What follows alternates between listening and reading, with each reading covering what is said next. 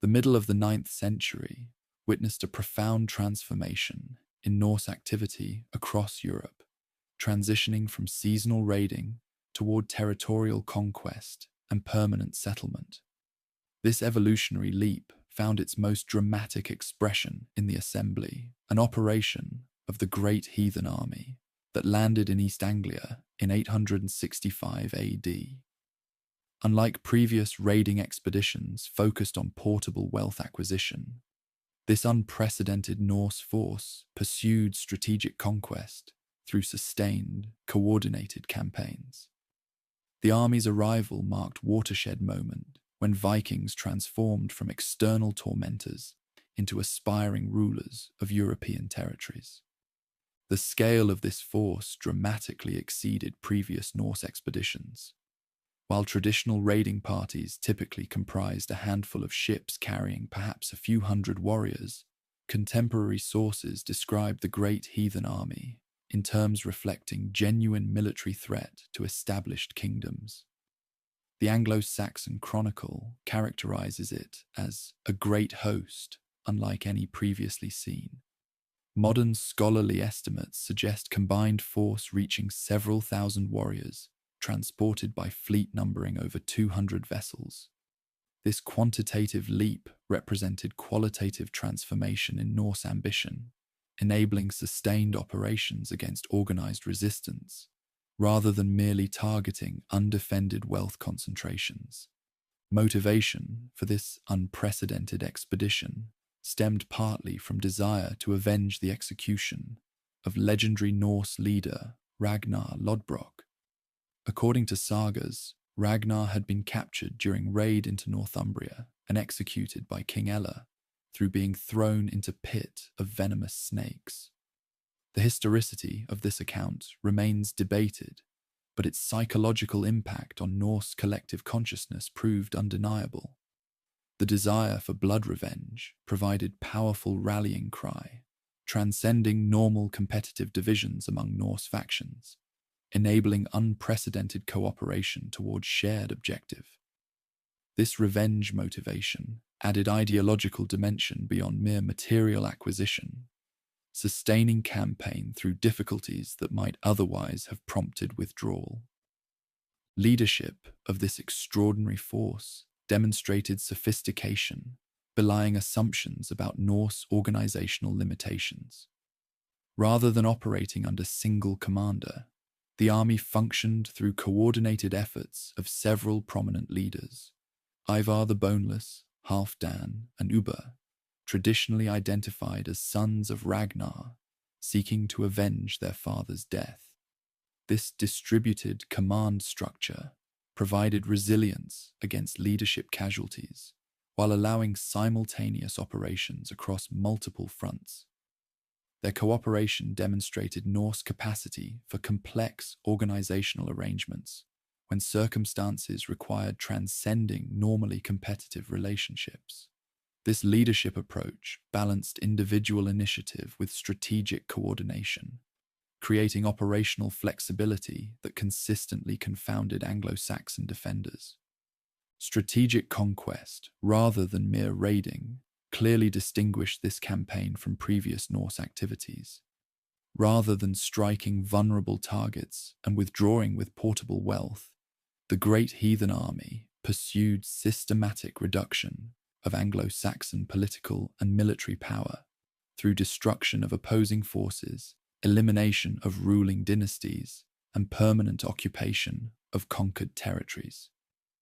This approach required entirely different operational model, sustained campaigning, territorial control, political reorganization of conquered regions, and development of governance systems, replacing defeated Anglo-Saxon structures.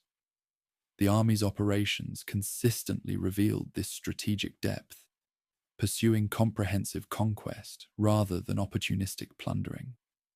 Anglo-Saxon kingdoms fell one by one to sophisticated campaigns demonstrating Norse strategic acumen.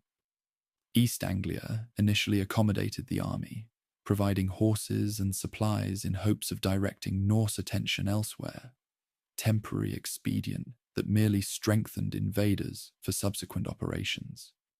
Northumbria, divided by civil war between rival claimants, proved unable to present unified resistance and fell in 866 AD, with York becoming Norse power centre for generations. Mercia, though initially mounting significant resistance, succumbed to Norse military pressure by 874 AD. Each kingdom faced methodical reduction through combination of battlefield victories, leadership decapitation, and progressive territorial control, demonstrating Norse understanding of comprehensive conquest requirements beyond mere military dominance. Norse battlefield tactics reached peak effectiveness during these campaigns, particularly the shield wall formation, providing flexible defensive-offensive capability. This technique, where warriors created interlocked barrier with overlapping shields while maintaining offensive striking capability through gaps, proved devastatingly effective against Anglo-Saxon forces using similar tactics but lacking Norse discipline and experience. Contemporary accounts describe war hedge, that opponents could neither break nor circumvent, allowing Norse forces to withstand numerically superior opposition while maintaining formation integrity until tactical advantage presented itself. This battlefield effectiveness ensured Norse forces could directly confront Anglo-Saxon armies, rather than merely avoiding them as earlier raiders had typically done.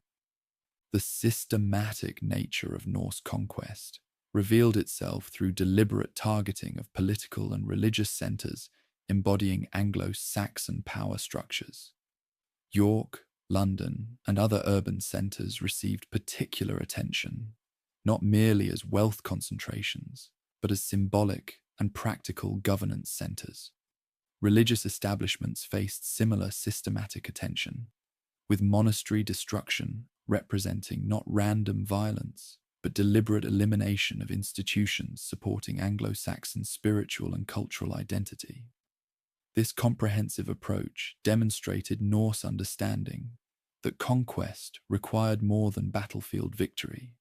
It necessitated dismantling underlying structures, supporting resistance while establishing alternative systems under Norse control. Winter campaigning represented revolutionary departure from previous seasonal raiding patterns and devastating innovation against Anglo-Saxon defensive assumptions. Traditional Norse operations had followed seasonal patterns, allowing defenders reasonable expectations regarding timing and duration of threat. The Great Heathen Army deliberately violated these expectations by maintaining year-round operational presence, denying defenders traditional winter respite for recovery and reorganization. This sustained pressure prevented effective resistance regeneration while creating cumulative advantages for invading forces. The psychological impact of permanent rather than seasonal threat fundamentally altered defense calculation throughout Anglo-Saxon territories, forcing impossible choice between exhausting continuous mobilization or accepting progressive territorial loss.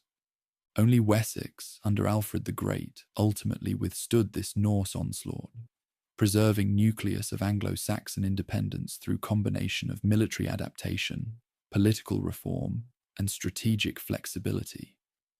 Alfred's success stemmed partly from learning Norse methods, building defensive burhs controlling territory, developing mobile forces capable of rapid response, establishing early warning systems, and creating naval capacity challenging Norse maritime dominance.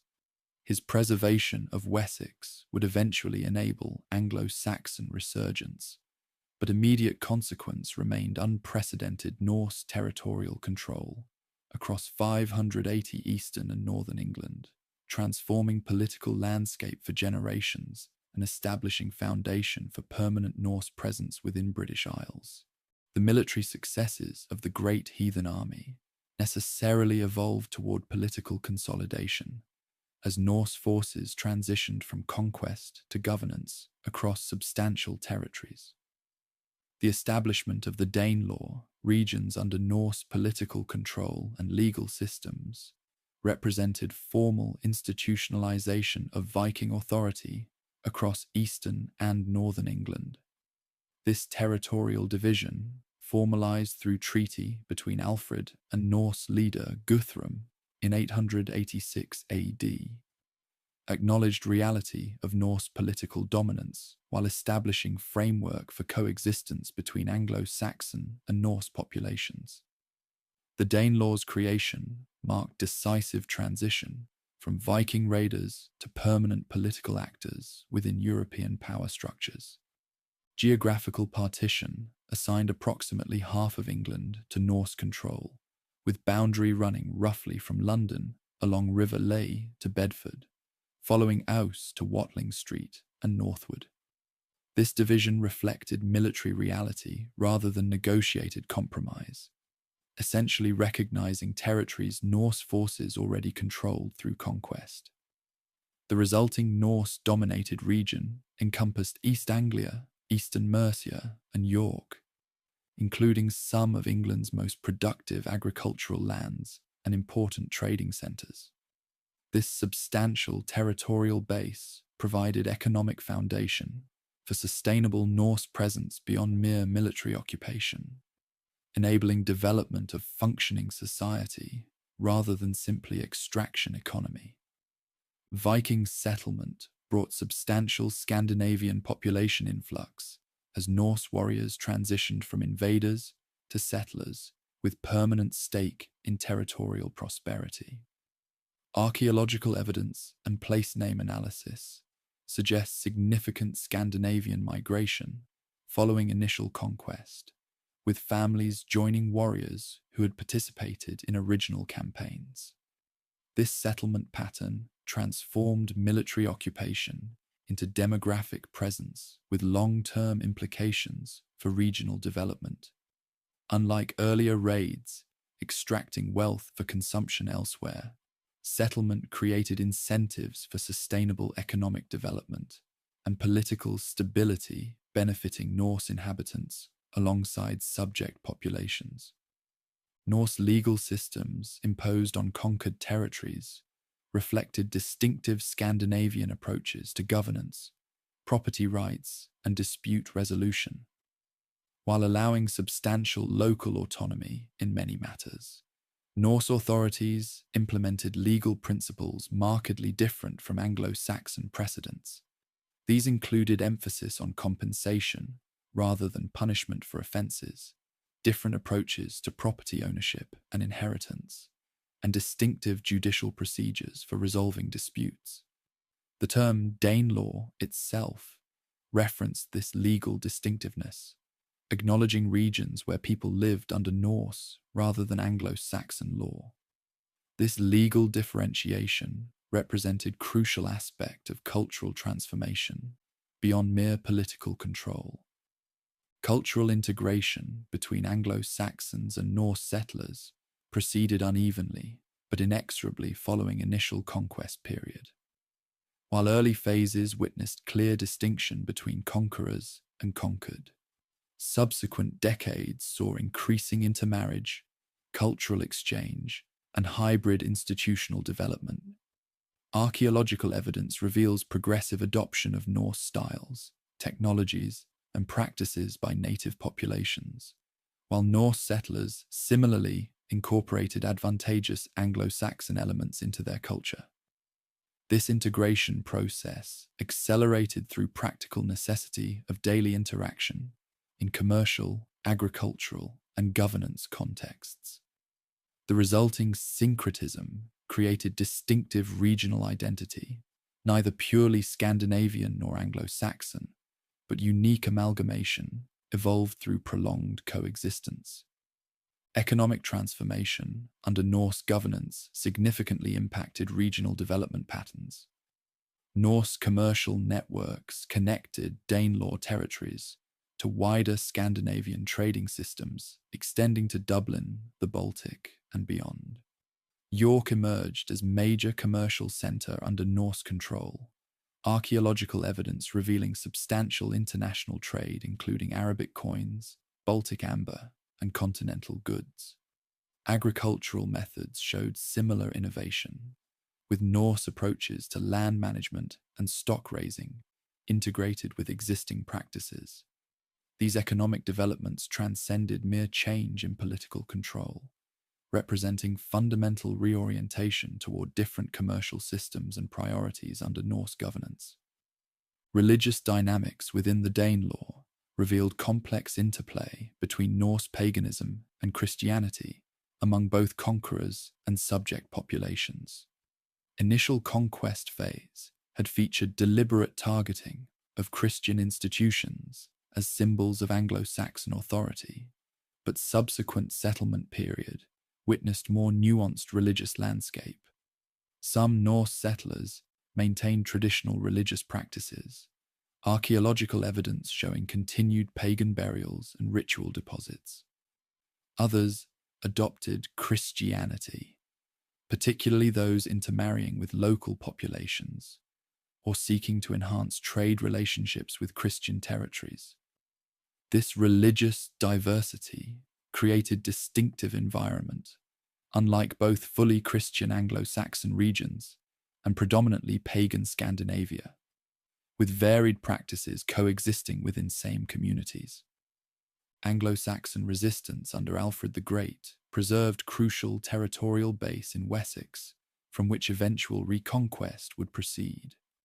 Alfred's systematic reforms, military reorganization, burh construction, naval development, legal codification, educational initiatives, created governance capacity far exceeding previous Anglo-Saxon arrangements. This comprehensive program maintained Wessex independence while establishing foundation for potential expansion when circumstances permitted. The Treaty of Wedmore temporarily halted direct conflict, but clearly represented tactical pause rather than permanent resolution from Alfred's perspective. His strategic vision anticipated eventual Anglo-Saxon resurgence, despite acknowledging immediate Norse territorial dominance. Shield wall tactics reached peak effectiveness during this period, as both Norse and Anglo-Saxon forces mastered formation fighting techniques. These tactics, where warriors formed interconnected defensive lines with overlapping shields while maintaining offensive capability, dominated battlefield encounters between relatively evenly matched forces. The methodology required extensive training, absolute discipline, and psychological commitment maintaining formation, despite casualties and fear. Success depended on collective performance rather than individual heroics, representing evolution beyond earlier, more individualistic combat approaches. These sophisticated tactical systems demonstrated growing military professionalism on both sides, compared to earlier, more opportunistic warfare. Norse political control shifted from military occupation toward institutionalized governance as settlement proceeded. Initial leadership by conquest-era commanders gradually evolved toward established administrative structures for tax collection, justice administration, and territorial defense. Norse jarls established regional authority, supported by thanes and other subordinate officials, creating governance hierarchy paralleling but distinct from Anglo-Saxon equivalents. This administrative development transformed Norse presence from extractive military domination towards sustainable governance system, maintaining order, resolving disputes, and facilitating economic activity. The resulting political arrangement proved sufficiently stable to endure for generations, despite periodic challenges from resurgent Anglo-Saxon forces. The Danelaw's establishment represented culmination of Viking transformation from external raiders to internal rulers within European political landscape. What had begun as opportunistic coastal raids had evolved through deliberate conquest into permanent political presence, controlling substantial territory and population. This evolutionary process demonstrated Norse adaptability well beyond narrow raiding expertise, encompassing governance capabilities, legal administration, economic management, and cultural integration. The resulting hybrid society, neither purely Scandinavian nor Anglo-Saxon but distinctive synthesis, would leave permanent imprint on English development even after eventual Anglo-Saxon reconquest generations later. The establishment of permanent Norse settlements throughout conquered territories introduced crucial demographic element, largely absent from earlier raiding phase: women. Female colonists accompanying male settlers fundamentally transformed Norse presence from military occupation toward genuine society capable of self-perpetuation and cultural development. Understanding these women's roles, legal standing, and cultural impact reveals essential dimension of Norse expansion, frequently overshadowed by more dramatic military narratives. Their presence represented decisive factor, distinguishing temporary conquest from permanent demographic transformation, with centuries-long implications. Female colonists establishing Norse households across newly conquered territories created stability essential for sustainable settlement rather than mere occupation. Archaeological evidence increasingly reveals substantial female Scandinavian presence throughout Danelaw territories, contradicting earlier assumptions about predominantly male migration. Grave goods, household artifacts, and jewelry distinctively Scandinavian in design demonstrate women maintaining cultural practices while establishing domestic foundations in new lands. Their arrival transformed military camps into functioning communities, capable of generational continuity, rather than requiring constant reinforcement from Scandinavian homelands. Legal rights and divorce customs imported from Scandinavia significantly impacted women's position within settler communities. Norse women traditionally maintained substantial property rights, control over household economics, and legal ability to initiate divorce under specific circumstances.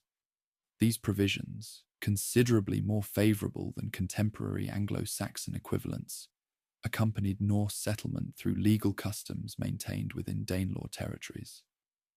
Documentary and archaeological evidence suggests Norse women in settled territories continued exercising these rights, maintaining economic autonomy unusual by contemporary standards elsewhere in Europe.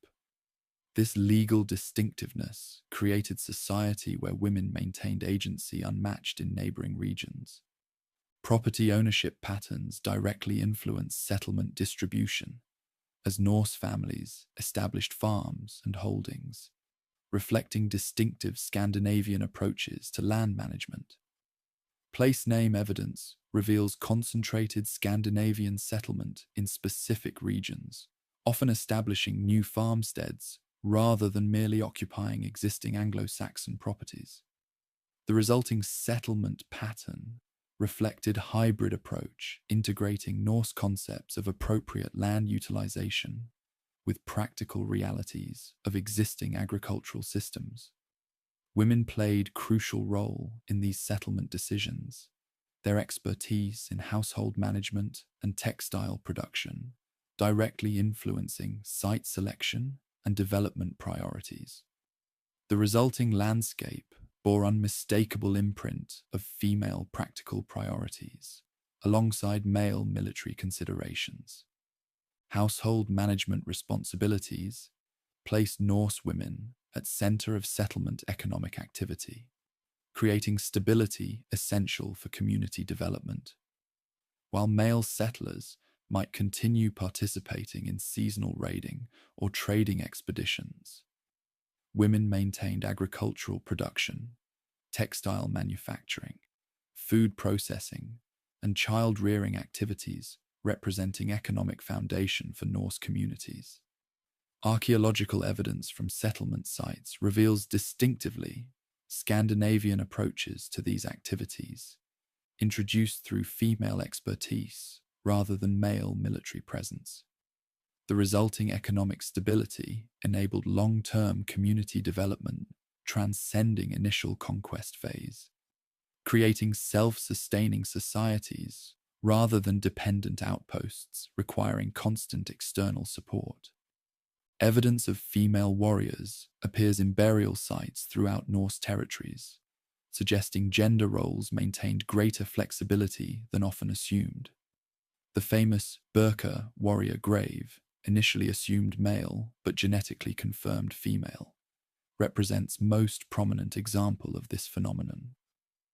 While female combatants clearly remained minority compared to males, their existence demonstrates Norse society allowed greater gender role flexibility than contemporary cultures elsewhere in Europe. This openness to female participation in traditionally male domains extended beyond warfare into trade, crafts, and possibly religious leadership, creating distinctive social environment where exceptional women could transcend normal gender boundaries when circumstances required. Cultural exchange began accelerating as Norse women interacted with local populations through daily activities. Textile techniques, food preparation methods, child-rearing practices, and household management approaches represented domains where practical interaction transcended linguistic or religious differences. Archaeological evidence shows progressive hybridization in these domains, with distinctive Norse elements incorporated into local practice, while settlers simultaneously adopted advantageous indigenous methods. Women served as primary agents in this cultural exchange through their central role in domestic activities, where such practical integration naturally occurred. The resulting cultural synthesis created distinctive regional identities, neither purely Scandinavian nor Anglo-Saxon. Marriage patterns reveal complex relationship between conquerors and local populations evolving over time. Initial settlement phase likely featured Norse men taking Anglo-Saxon wives or concubines through various arrangements from outright capture to negotiated alliances.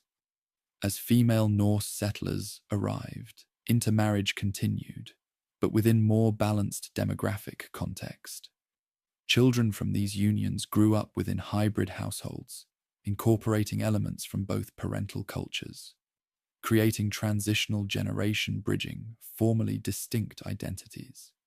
Within several generations, rigid distinction between Norse and native had significantly eroded through complex intermarriage patterns, creating population increasingly identifying with regional rather than ethnic identity.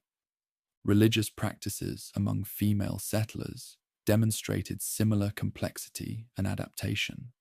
Some Norse women maintained traditional religious activities related to household protection, fertility, and healing. Archaeological evidence showing continued use of amulets and ritual objects associated with Norse goddesses like Freya. Others adopted Christianity through interaction with local populations or conversion alongside male family members. Many likely maintained elements of both religious systems simultaneously, pragmatically invoking different spiritual authorities for various purposes.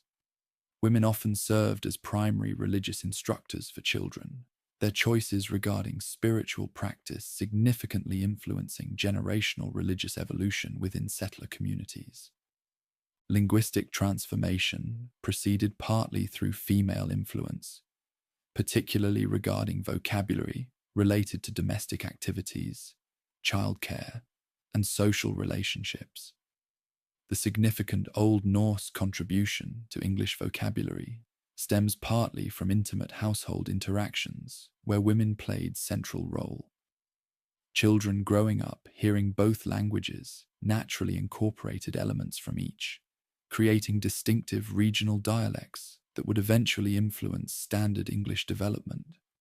Place names throughout Danelaw territories similarly reflect this linguistic hybridization, with thousands of locations still bearing, partly or wholly, Scandinavian names, reflecting initial settler identification of landscape features, settlements, and agricultural divisions.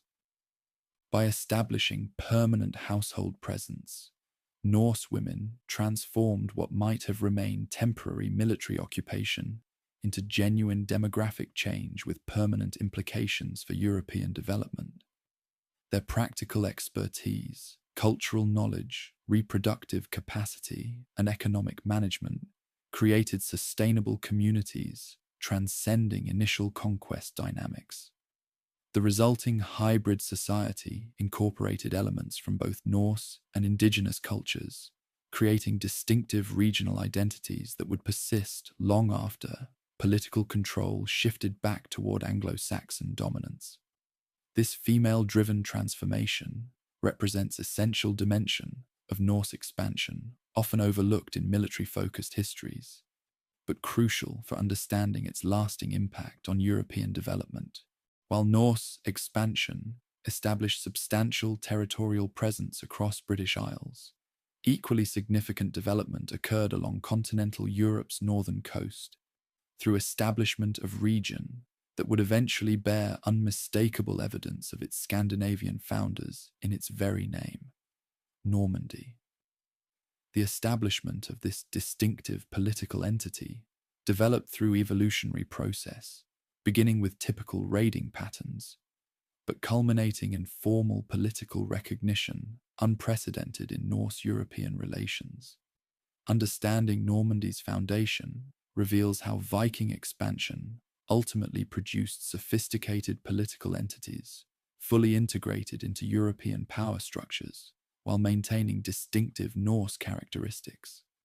Rollo's campaigns in Francia demonstrated evolving ambitions, characterizing later Viking activity, focused increasingly on territorial control rather than merely portable wealth. Though historical sources offer conflicting accounts regarding his origins, whether Norwegian or Danish, all agree on his emergence as formidable leader, capable of coordinating substantial forces in sustained campaigns along Seine Valley and surrounding territories. Unlike earlier raiders concerned primarily with immediate plunder, Rollo exhibited strategic patience, political acumen, and territorial ambition, transcending typical Viking opportunism. His operations consistently revealed intention to establish permanent presence, rather than merely extract resources for consumption elsewhere. The Siege of Paris in 885 to 886 AD showcased Norse military capability at unprecedented scale, while simultaneously revealing limitations of purely extractive strategy. This massive operation, involving reported 700 ships and thousands of warriors, demonstrated organizational capacity far beyond stereotypical raider bands. The siege continued nearly a year, with Norse forces constructing substantial works, employing siege equipment, and maintaining operational coherence through extended campaign. Despite this impressive effort, Paris ultimately withstood the assault through combination of physical defenses, determined resistance, and eventual relief. This qualified failure likely influenced subsequent Norse leaders, like Rollo, toward recognizing benefits of negotiated political accommodation rather than perpetual conflict. Peace negotiations, culminating in Treaty of Saint-Clair-sur-Epte in 911 AD, established revolutionary precedent in Norse-European relations by transforming former raiders into legitimate political actors within European framework. Under this agreement between Frankish King Charles the Simple and Norse leader Rollo, substantial territory around Seine estuary transferred to Norse control in exchange for three crucial commitments: defending the region against other Viking raiders, accepting nominal vassalage to Frankish crown, and converting to Christianity. This arrangement represented sophisticated compromise, addressing both Frankish desire for stabilized northern frontier and Norse aspiration for legitimate territorial authority beyond mere conquest. The territory granted through this agreement encompassed strategically vital region, controlling Seine access to Paris and important coastal areas, including present-day Rouen. While modest compared to later Norman holdings, this initial grant provided crucial territorial base from which subsequent expansion would proceed. The region's agricultural productivity, commercial potential through river access, and defensible geography created viable foundation for sustainable political entity rather than merely extractive outpost. This territorial grant transformed Norse presence from external threat into internal political actor, with vested interest in regional stability, fundamentally altering relationship between former raiders and Frankish kingdom. Conversion to Christianity represented crucial component of political legitimization process, transforming Norse settlers from pagan outsiders to theoretical equals within European Christian framework. Rollo's baptism, though likely representing political calculation rather than genuine spiritual transformation, nevertheless created foundation for progressive integration of Norse population into Christian European society. Subsequent church construction, monastery establishment, and ecclesiastical organization throughout Norman territory demonstrated commitment to religious infrastructure essential for political legitimization. This religious transformation, whatever its spiritual sincerity, facilitated Norman participation in European political systems, where Christian identity constituted prerequisite for legitimate authority. Normans began assimilation into Frankish culture with remarkable rapidity, while simultaneously maintaining distinctive Norse characteristics, creating unique hybrid identity. Within generation, Norse language largely gave way to Romance speech that would evolve into Norman French, though substantial Norse vocabulary remained particularly regarding maritime, legal, and military terminology. Legal systems similarly combined Frankish written tradition with Norse procedural elements and social concepts. Political structures integrated Frankish feudal frameworks with Norse emphasis on personal loyalty and demonstrated capability. This selective assimilation reflected pragmatic Norse adaptability rather than wholesale abandonment of cultural identity. Administration of newly established Norman territory revealed sophisticated governance capacity beyond mere military occupation. Rollo and successors developed administrative systems collecting taxes, resolving disputes, organizing defense, and managing economic development across their domain. Documentary evidence shows progressive development of written administration, alongside traditional Norse emphasis on assembly-based governance.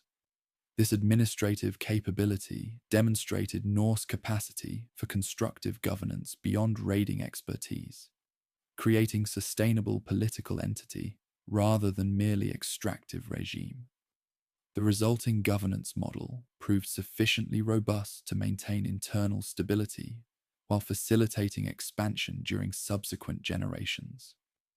Norman military organization maintained distinctive Norse elements while incorporating Frankish innovations, particularly regarding cavalry warfare. The resulting synthesis created formidable fighting capability, combining Norse infantry traditions with continental heavy cavalry tactics. Norman warriors maintained Norse emphasis on discipline, unit cohesion, and tactical flexibility, while adopting equipment and techniques suited to their new environment. This military adaptability ensured Normans remained formidable fighting force, despite cultural assimilation in other domains. Their reputation for military effectiveness became a defining characteristic that would eventually enable Norman expansion far beyond original territories. Seeds of future Norman conquests were planted in first-generation following settlement through combination of factors distinguishing this Norse colony from others. The legitimacy derived from formal political recognition created foundation for participation in European power politics, impossible for groups maintaining purely antagonistic relationship with existing powers. Geographic position facilitated interaction with multiple political systems, Frankish, Anglo-Saxon, Breton, creating diplomatic and military opportunities beyond isolated Viking settlements elsewhere. The hybrid cultural identity, developing through selective assimilation and innovation, created distinctive Norman capability transcending limitations of either parent culture. These advantages would eventually enable Norman expansion, transforming European political landscape through conquests in England, Sicily, and beyond. The Normandy experiment demonstrated Norse capacity for political evolution, from raiders to rulers, through process fundamentally different from Danelaw establishment. While Danelaw emerged through direct conquest, followed by settlement, Normandy developed through negotiated agreement, creating legitimate political entity from outset. This distinctive foundation established precedent for integration of Norse elements into European political structures through accommodation rather than merely conflict. The resulting Norman identity, neither fully Scandinavian nor Frankish, but distinctive synthesis, would eventually produce one of medieval Europe's most dynamic political forces, demonstrating how thoroughly Viking raiders could transform into sophisticated European political actors within remarkably few generations.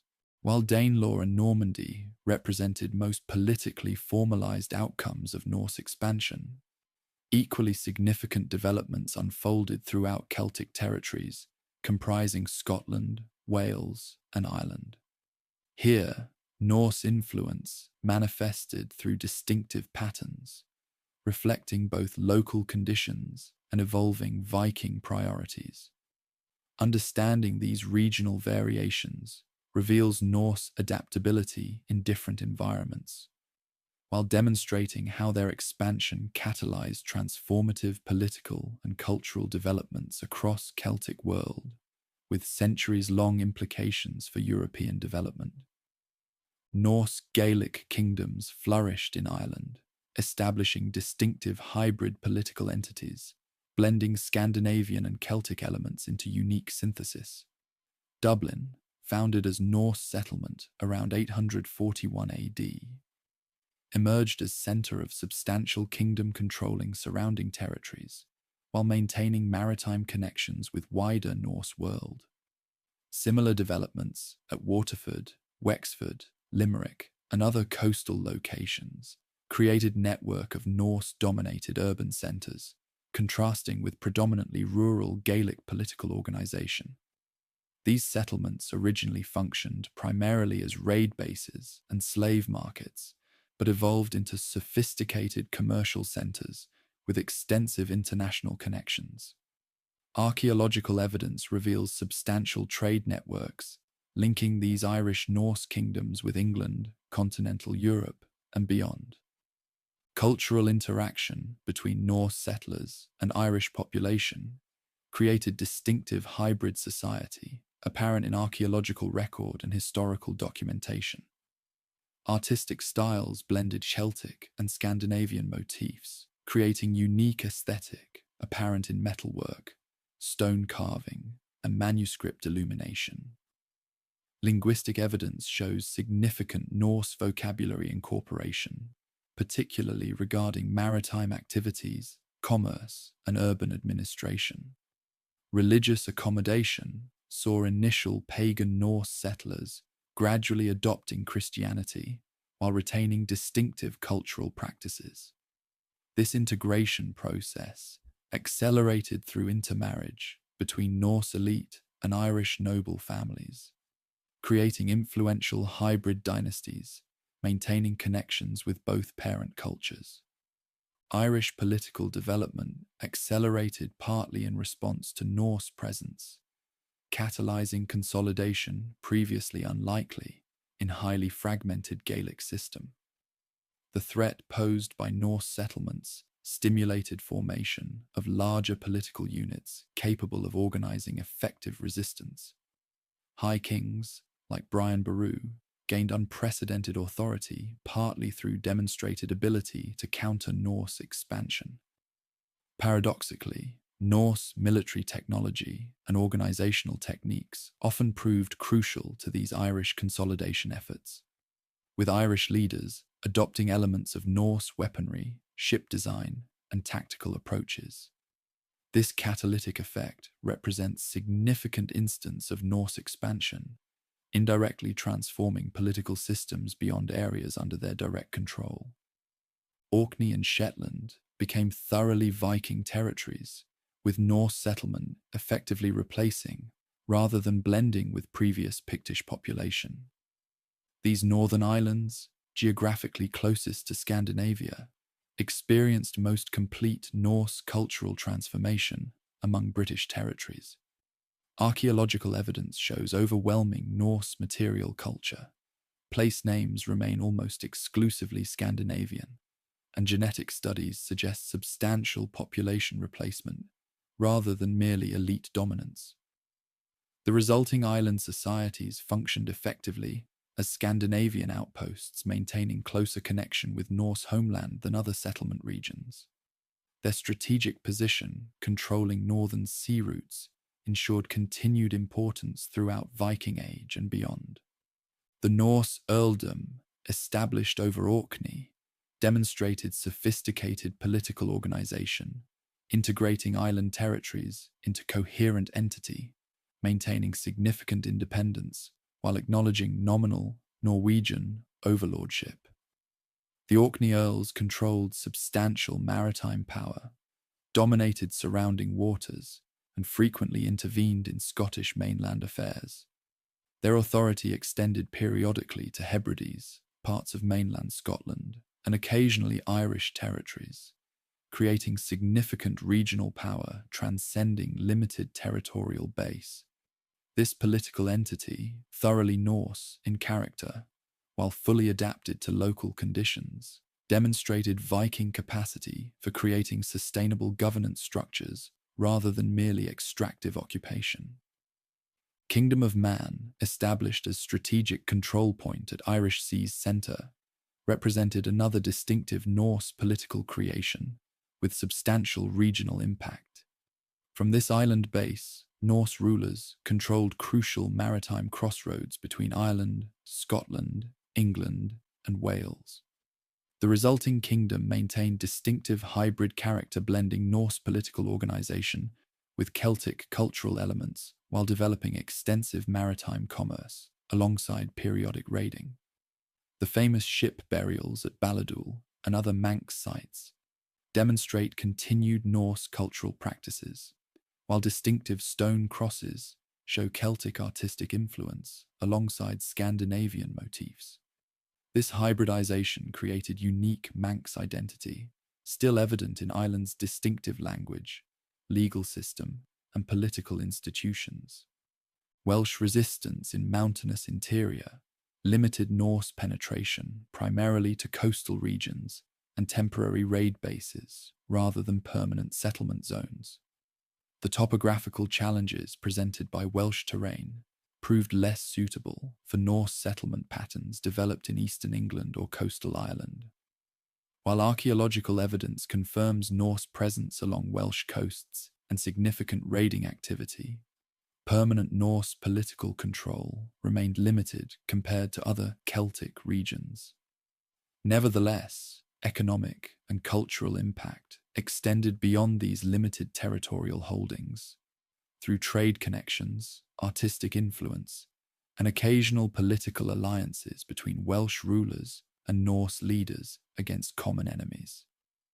This limited but persistent interaction contributed to distinctive Welsh development throughout Viking Age. Intermarriage between Norse settlers and local populations throughout Celtic regions created influential hybrid dynasties, maintaining connections with both parent cultures. Figures like Gofraid MacFergusa, Amlaib Quaran, and other Norse Gaelic rulers demonstrated capacity to operate effectively within both cultural worlds, utilizing relationships with Scandinavian, Irish, Scottish, and occasionally English powers. These dynastic connections facilitated trade networks transcending cultural boundaries, while creating distinctive political entities, neither fully Norse nor Celtic. The resulting hybrid aristocracy maintained considerable power throughout northern British Isles for generations, their divided cultural loyalties sometimes creating political instability, but also facilitating intercultural communication otherwise impossible. Material culture throughout these regions flourished through combination of Norse and Celtic artistic traditions, creating distinctive hybrid styles still evident in archaeological record. Metalwork particularly shows this synthesis, with Viking decorative elements adapted to traditional Celtic forms and vice versa. Stone sculpture similarly demonstrates cultural blending, with Norse motifs appearing on traditionally Celtic monuments, while Scandinavian memorial stones incorporate Christian symbolism. Jewelry, domestic items, and weapons show similar integration of aesthetic traditions, creating material culture reflecting neither pure Norse nor Celtic influences, but distinctive regional syntheses. This artistic hybridization visually represented the broader cultural integration occurring throughout these territories. The lasting legacy of Norse activity across Scotland, Wales, and Ireland extended far beyond their period of direct political control. Place names throughout these regions, particularly coastal areas and islands, still reflect Scandinavian linguistic influence. Political configurations catalyzed partly through Norse presence shaped subsequent development for centuries. Trading networks established during Viking Age created economic connections outlasting their founders. Perhaps most significantly, the hybrid cultural identities forged through interaction between Norse and Celtic populations contributed distinctive elements to regional development far beyond Viking Age itself. This transformative impact, though less formally institutionalized than Danelaw or Normandy, nevertheless represents equally significant dimension of Norse expansion's lasting historical consequences. Behind the dramatic military campaigns and political transformations of this period, equally significant developments unfolded in material culture throughout Norse-influenced territories. As Vikings transitioned from raiders to settlers and rulers, their artistic traditions, craftsmanship, and material production underwent revolutionary evolution, reflecting both internal development and cross-cultural exchange. The resulting material flowering created distinctive aesthetic traditions and technological innovations that both reflected and facilitated broader cultural transformations, reshaping Northern Europe during this pivotal century. Artistic styles blending Norse and local influences created unique aesthetic traditions throughout settled territories. In England, stone sculpture combined Anglo-Saxon Christian iconography with Norse decorative elements, creating monuments like the Gosforth Cross, where Christ's crucifixion appears alongside imagery from Norse mythology. Metalwork similarly demonstrated creative synthesis, with traditional Norse animal styles adapted to new forms while incorporating techniques and motifs from host cultures.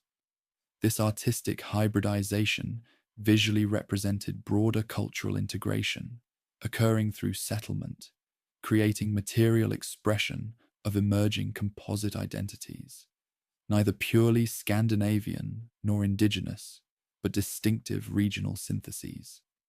Metalwork achieved new heights of sophistication, as Norse craftsmen established permanent workshops in conquered territories while absorbing techniques from host cultures. The resulting products, Brooches, sword hilts, belt fittings, vessels demonstrated technical excellence, combining traditional Norse decorative approaches with new materials and methods. Silver working particularly flourished through access to substantial precious metal acquired through raiding, tribute, and trade. The resulting jewelry and decorative items served simultaneously as portable wealth, status indicators, and artistic expressions. Archaeological discoveries like Kuadal Hoard reveal extraordinary quality and quantity of silver production, directly connected to Norse economic activities throughout the period. Jewelry and personal adornment reflected wealth and status, while simultaneously expressing cultural identity within diverse settled communities. Traditional Norse brooch types evolved distinctive regional variations reflecting local influences and practical conditions. Arm rings and neck rings served as both decorative items and currency, their weight standardization facilitating economic transactions, while their visibility demonstrated wearers' prosperity. The distribution of these personal items in archaeological contexts reveals both persistence of Scandinavian cultural identity among settlers and progressive adoption of Norse styles by indigenous populations. This material expression of identity played a crucial role in negotiating complex social relationships within multicultural communities, emerging throughout Norse-controlled territories. Domestic crafts adapted to new environments while maintaining distinctive Norse characteristics. Textile production incorporated new materials and techniques while preserving traditional Scandinavian patterns and weaving methods. Pottery forms evolved regional variations, reflecting both Norse aesthetic preferences and practical adaptation to local resources. Woodworking traditions demonstrated similar adaptation, with Norse carving styles applied to furniture and architectural elements while incorporating host culture practices. These domestic items, less spectacular than precious metalwork, but more intimately connected to daily life, demonstrate how thoroughly Norse cultural practices penetrated everyday existence throughout settled territories, while simultaneously adapting to new circumstances. Trade goods flowed through Viking-controlled networks at unprecedented volume, archaeological evidence revealing remarkable commercial integration across formerly fragmented regions. Arabic coins, Baltic amber, Rhenish glass, Irish metalwork, and countless other items circulated throughout Norse-dominated territories through commercial systems controlling key waterways and urban centers. York, under Norse control, developed extensive international connections visible through extraordinary diversity of archaeological materials from throughout known world. Dublin similarly emerged as major commercial centre linking Ireland with broader Norse trading sphere. This commercial integration created economic foundations supporting political and cultural developments, while accelerating cross-cultural exchange between formerly isolated regions. Weapons evolution reflected changing warfare requirements as Norse forces transitioned from primarily shipborne raiders toward territorial armies, with diverse operational demands. Sword typologies show progressive adaptation, with traditional Norse patterns incorporating features from Frankish and Anglo-Saxon traditions, while developing distinctive regional variations. Shield designs similarly evolved from simple round shields toward more specialized forms suited for different combat environments. This material evolution reflected broader military adaptation, as Norse forces encountered new challenges requiring tactical and equipment modifications beyond their original maritime raiding specialization. The resulting synthesis created distinctive martial traditions, combining elements from various cultural traditions into effective new forms. Ship construction continued evolving to meet changing requirements as Norse maritime activities diversified beyond raiding toward trade, colonization, and political consolidation. Specialized vessel types emerged for different functions. merchant ships optimized for cargo capacity, distinctive warship designs for various military applications, specialized craft for riverine operations. Archaeological discoveries like Gokstad and Oseberg ships reveal extraordinary sophistication in naval architecture, combining practical effectiveness with aesthetic refinement and symbolic significance. These vessels represented not merely transportation technology, but material embodiments of Norse identity and capability, their construction and decoration receiving attention beyond purely utilitarian considerations. Architectural development throughout Norse-controlled territories demonstrated similar pattern of cultural synthesis and practical adaptation. Longhouse construction incorporated local building materials and techniques, while maintaining traditional Norse spatial organization and functional elements.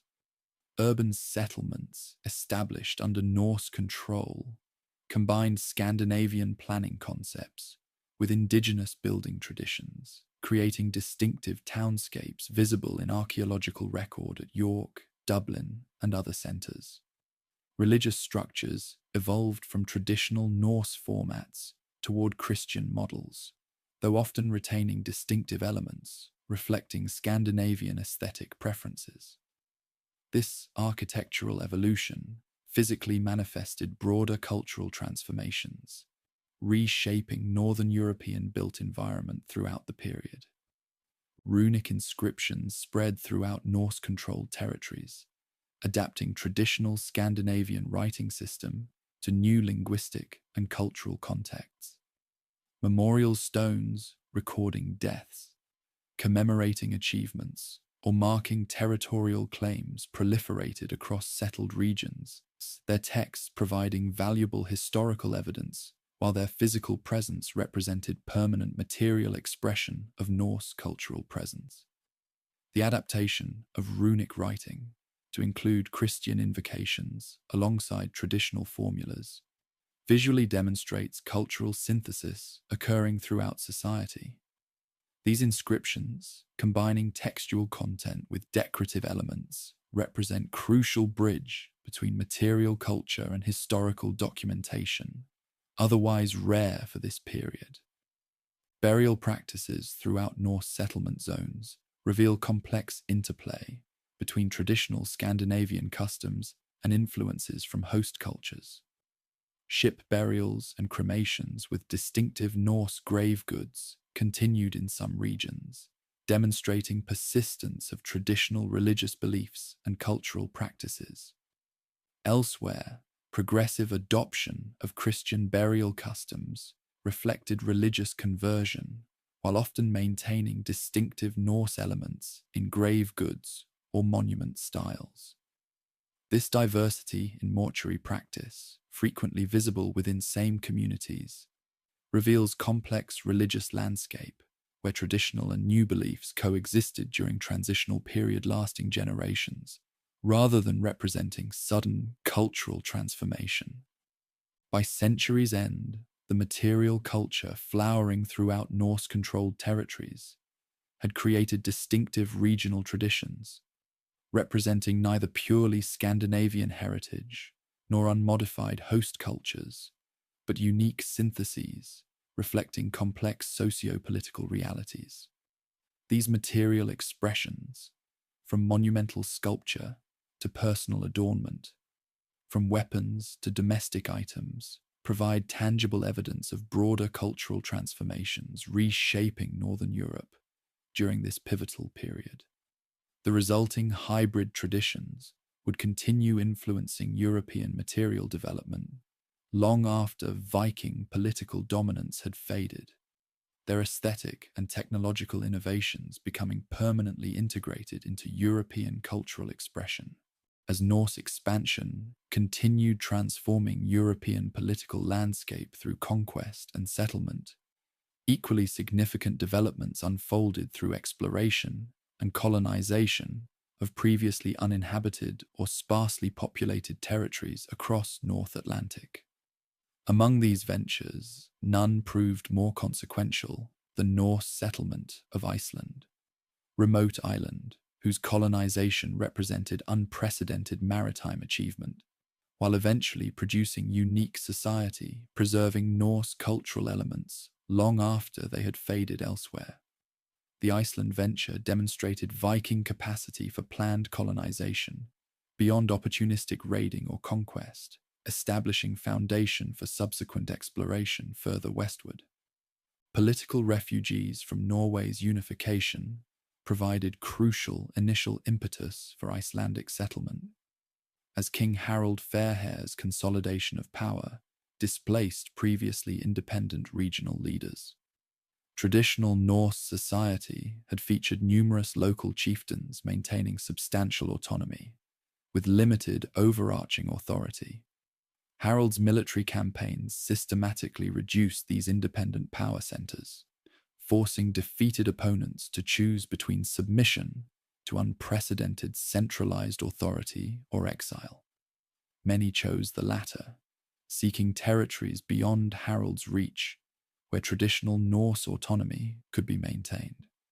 This political motivation created a pool of experienced, well-resourced leaders, uniquely motivated and capable of organizing substantial colonial ventures rather than merely individual flight. Ingolfur Arnason traditionally receives credit for leading first permanent settlement in 874 AD, though archaeological evidence suggests some limited earlier presence. According to later Icelandic accounts, Ingolfur followed traditional Norse practice of allowing fate to select specific settlement location by casting carved wooden pillars overboard and establishing homestead where they washed ashore. Whether historically accurate or retrospective mythologizing, this account captures symbolic significance of Iceland venture as divinely sanctioned new beginning for Norse culture beyond political developments, transforming Scandinavian homeland. Ingolfur's settlement near present-day Reykjavik established pattern for subsequent colonization, spreading around Iceland's limited habitable coastal regions. The land-taking period known as landnam established property patterns that would structure Icelandic society for centuries. This systematic process, lasting approximately 60 years following initial settlement, saw a steady stream of immigrants claiming and developing previously uninhabited territories around Iceland's perimeter. Norse customary law governed this process, with specific requirements for establishing legitimate claims through marking boundaries, building structures, and maintaining active use.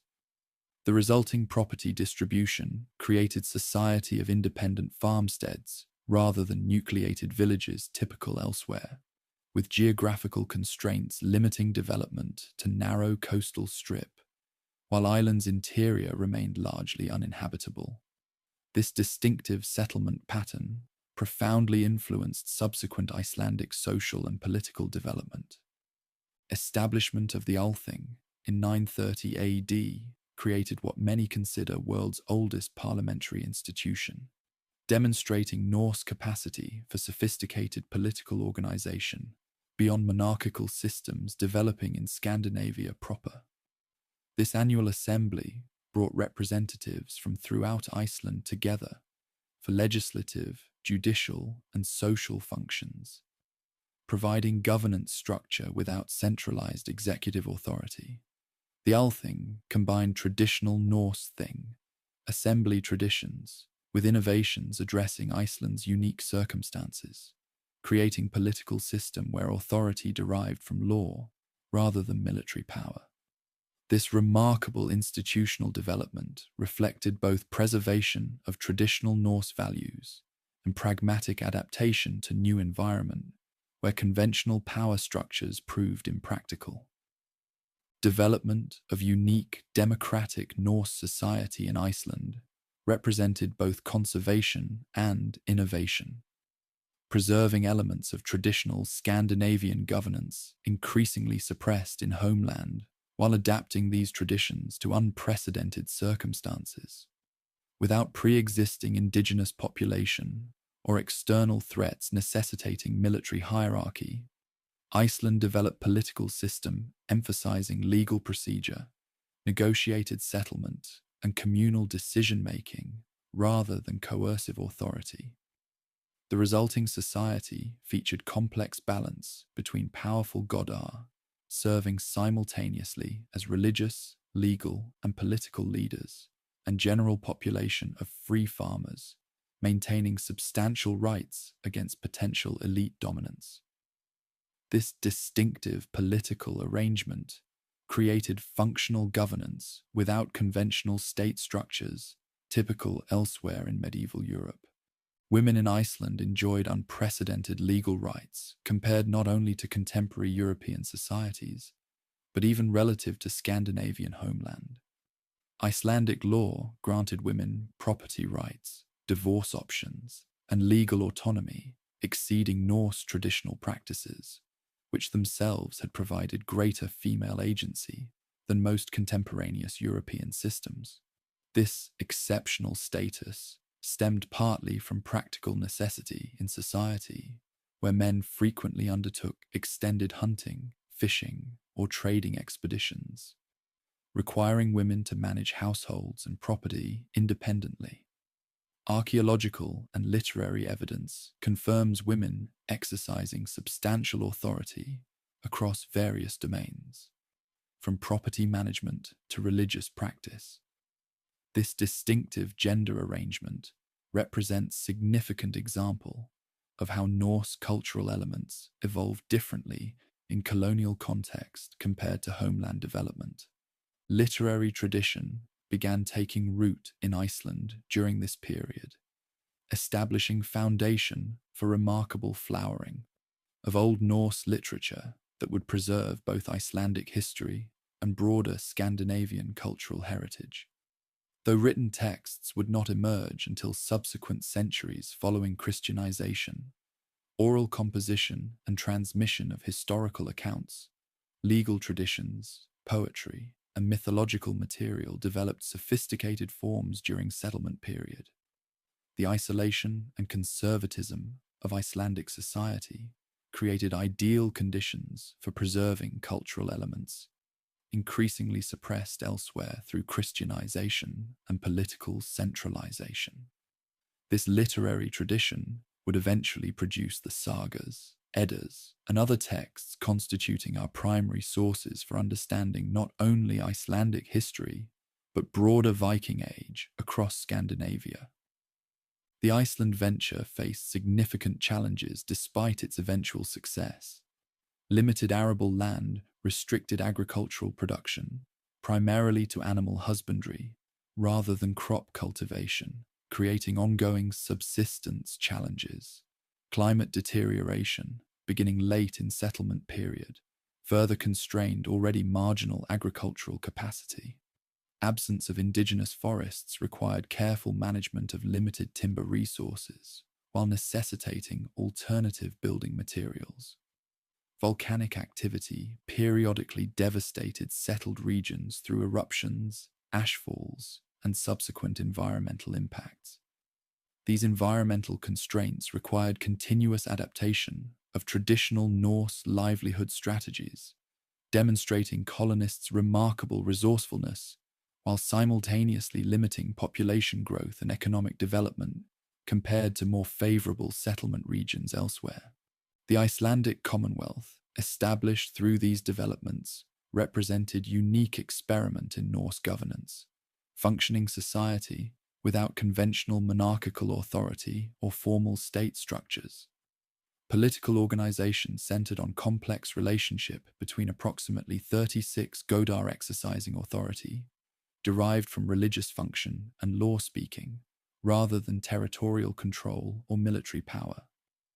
This system maintained sufficient stability for commerce, dispute resolution, and community functions, while avoiding centralized authority, resembling kingship emerging in Scandinavian homeland and other Norse settlements. The resulting political arrangement, though ultimately proving vulnerable to internal conflict in later centuries, successfully governed Iceland through Viking Age and beyond, demonstrating Norse capacity for institutional innovation beyond traditional leadership models. By century's end, Iceland had transformed from uninhabited wilderness to functioning Norse society, with distinctive characteristics setting it apart from both Scandinavian homeland and other colonial territories. The settlement had proven Viking capacity for planned, sustained colonization of challenging environment far beyond opportunistic raiding or conquest of existing populations. The resulting society preserved traditional Norse elements, increasingly suppressed elsewhere, while developing innovative adaptations to unprecedented circumstances. Most significantly, Iceland established crucial waypoint for subsequent exploration further westward, creating maritime knowledge, navigational expertise, and colonization experience enabling the most ambitious Viking voyages yet to come.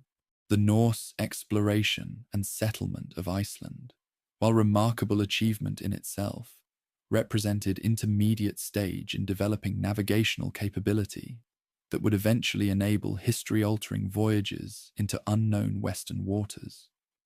The mastery of open ocean sailing techniques, navigational methods, and maritime survival skills required for Atlantic voyages constituted revolutionary development in human technological achievement. Understanding this maritime expertise reveals how Norse explorers accomplished feats that would remain unmatched for centuries, fundamentally reshaping human understanding of global geography. Open ocean sailing techniques perfected for Atlantic voyages represented quantum leap beyond coastal navigation, familiar to earlier maritime cultures.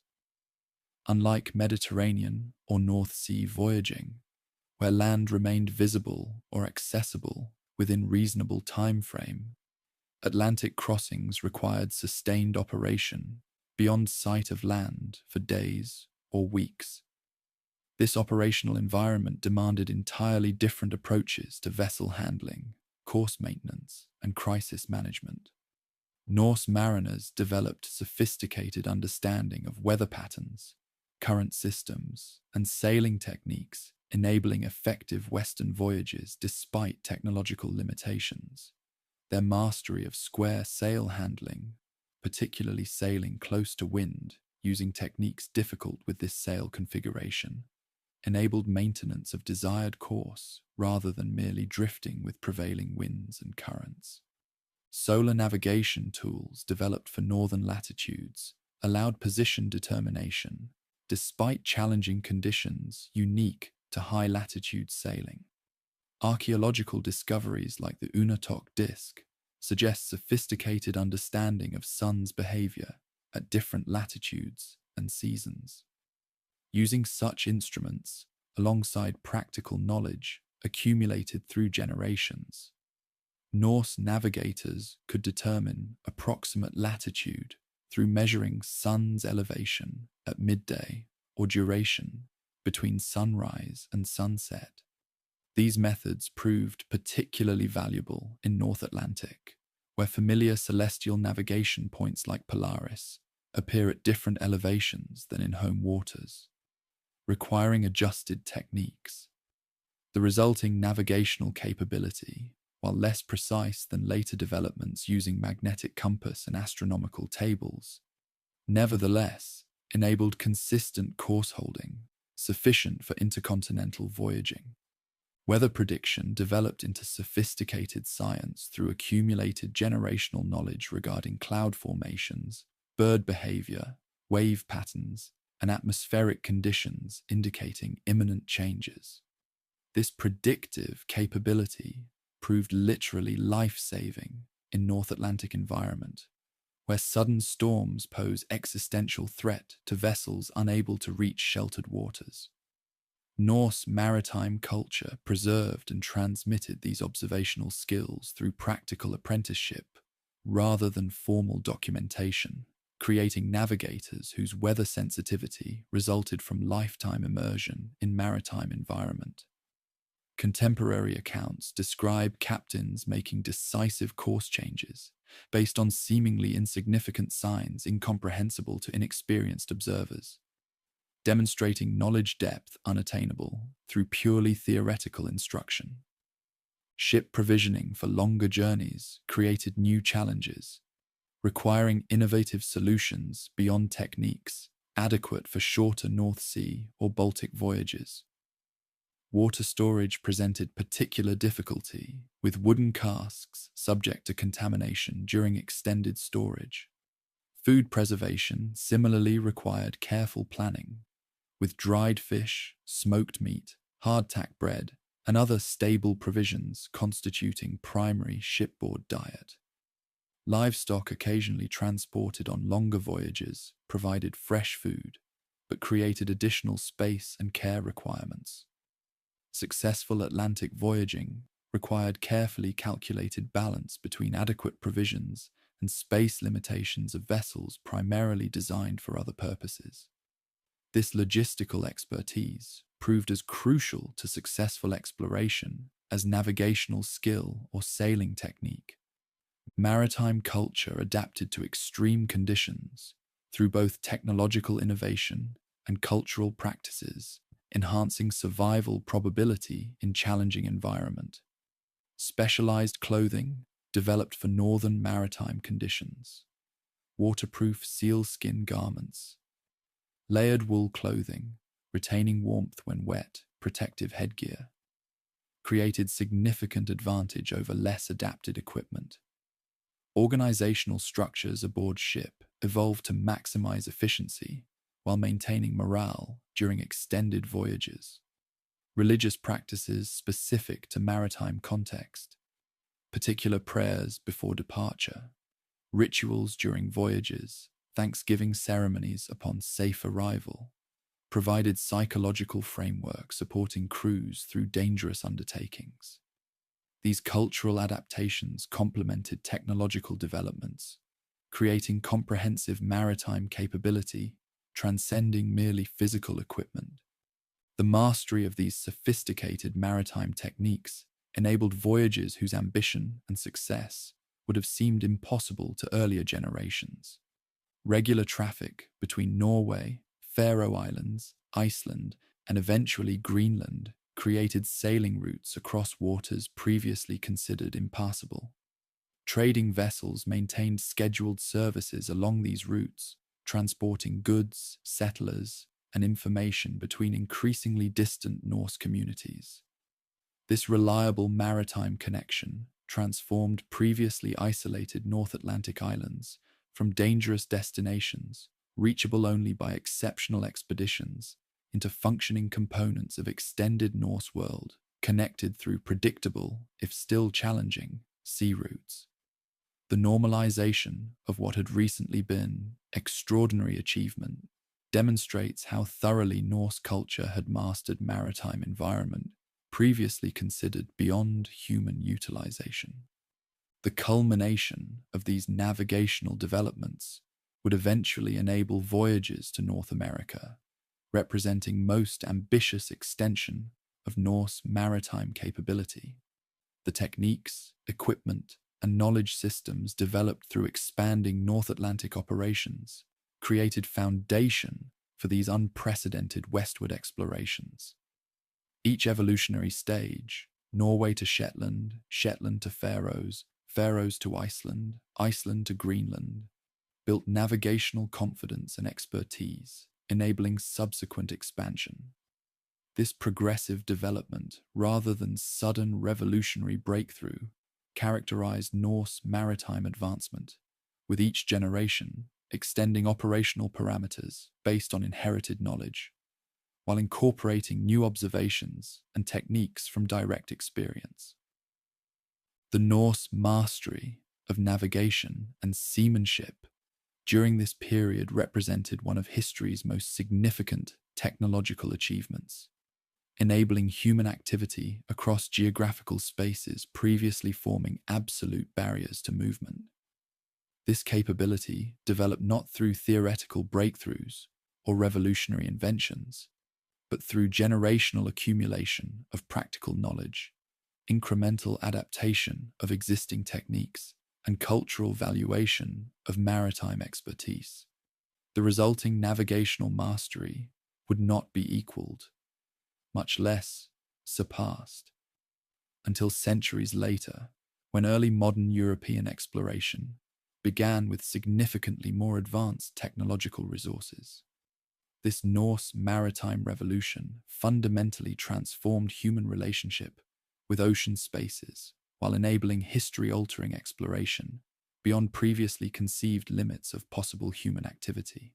The expanding arc of Norse exploration reached yet further westward in late 10th century through extraordinary ventures establishing Greenland settlement under leadership of one of history's most colourful Viking figures.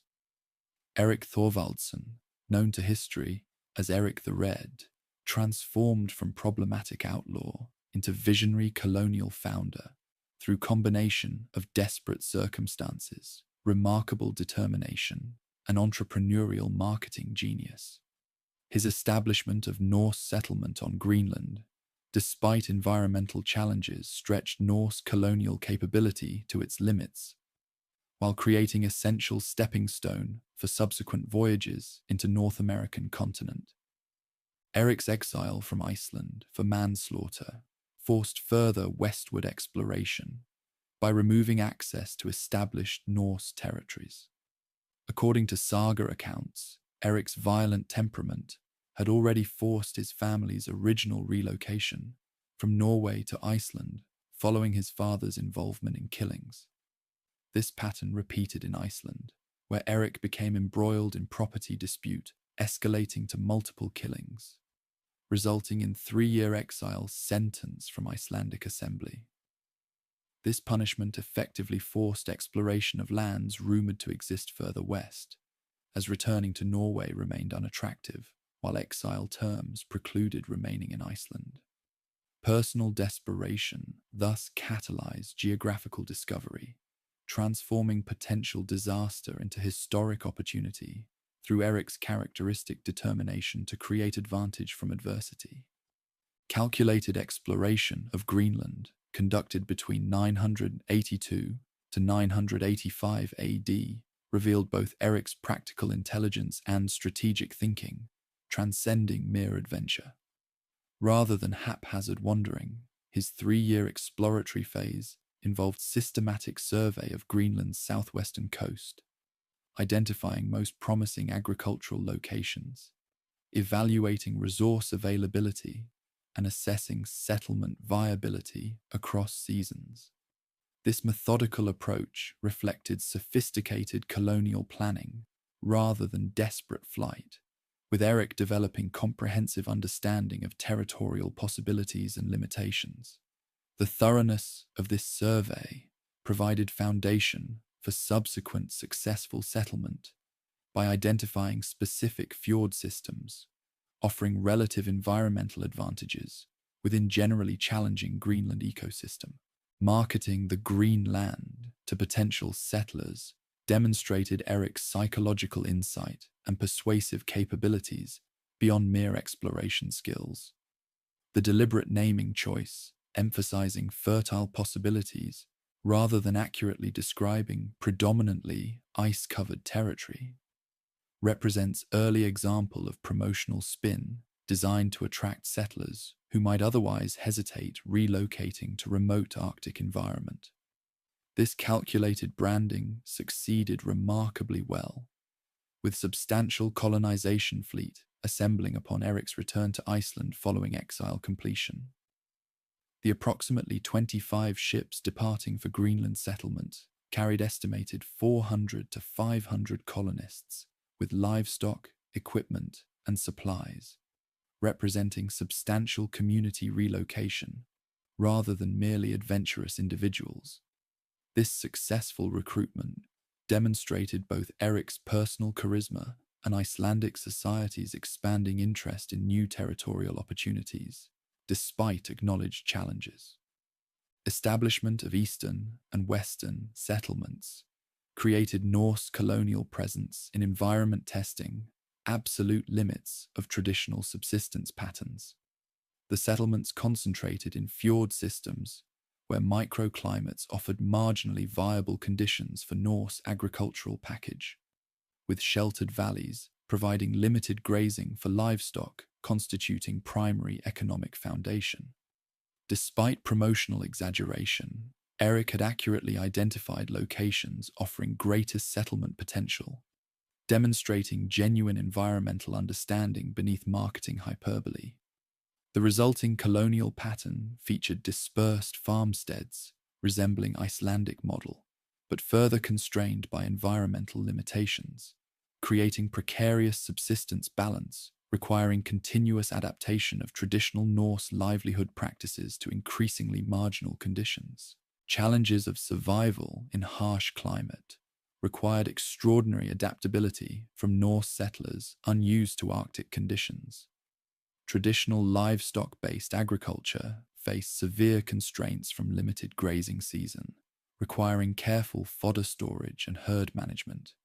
Timber shortages necessitated alternative construction methods using stone and turf, rather than traditional wood framing. Seasonal sea ice complicated maritime activities central to Norse subsistence, while simultaneously offering new hunting opportunities, focusing on seal and walrus. The isolated location created prolonged supply challenges, requiring careful resource management between infrequent contact with Iceland or Norway. These hardships demanded continuous innovation and adaptation from settler community, stretching Norse cultural practices to their limits while demonstrating remarkable resilience in addressing unprecedented challenges. Adaptation of Norse farming techniques to Arctic conditions revealed both cultural flexibility and limitations when confronting environmental extremes. Settlement archaeological evidence shows progressive shift toward marine resources, with seal and whale hunting assuming greater dietary importance than in traditional Norse subsistence patterns. Livestock management adapted through keeping animals indoors during extended winters, utilizing seaweed supplements when fodder supplies diminished, and adjusting herd composition favoring hardier species. Agricultural focus similarly shifted toward crops demonstrating greater cold tolerance, though overall plant cultivation remained severely constrained. These adaptations demonstrated Norse pragmatism and innovation, while revealing environmental threshold beyond which traditional subsistence patterns proved fundamentally unviable without wholesale adoption of Inuit survival techniques. Cultural transformation settlers proved ultimately unwilling to embrace fully. The Greenland colony successfully established governance institutions, adapting Icelandic models to their unique circumstances. The Greenland Thing provided judicial and legislative functions similar to Icelandic assembly while addressing specific colonial challenges. Property distribution, dispute resolution, and community organization followed familiar Norse patterns modified for local conditions. Christianity arrived relatively early in colony development through missionary efforts sponsored by Norwegian Crown, with substantial church construction demonstrating both religious commitment and available resources during settlement's prosperous early phase. These institutional developments created functioning society, maintaining Norse cultural identity despite geographical isolation and environmental challenges, demonstrating colonists' determination to establish not merely survival outpost, but legitimate extension of Norse civilization. Eric himself emerged from these developments as colonial leader whose authority derived from practical success rather than formal position. Though never holding official title beyond discoverer and first settler, his influence dominated colony's early development through demonstrated capability, resource control, and personal connections. His farmstead at Brattahlid became settlement's effective capital, hosting Thing meetings, religious ceremonies, and diplomatic functions. His children, particularly son Leif, would extend family influence through further exploration and leadership within colonial society. This practical authority, based on demonstrated capability rather than formal office, represented characteristic Norse approach to leadership, emphasizing functional effectiveness over theoretical legitimacy or hereditary right. The Greenland venture's success, however qualified by subsequent challenges, represented extraordinary achievement extending Norse colonial reach to geographical limits of agricultural viability. Despite environmental hardships, the settlements survived for approximately 500 years, maintaining Norse cultural identity while developing adaptations addressing unique circumstances. Trade connections with European markets, particularly in walrus ivory and falcons, provided essential external resources sustaining colonial viability beyond mere subsistence. The settlements functioned as legitimate extension of Norse world rather than merely isolated outpost, participating in broader cultural developments, including religious conversion, architectural evolution, and political relationships with Norwegian crown claiming nominal sovereignty. Most significantly for subsequent historical development, Greenland settlement established essential base from which further Western exploration would proceed.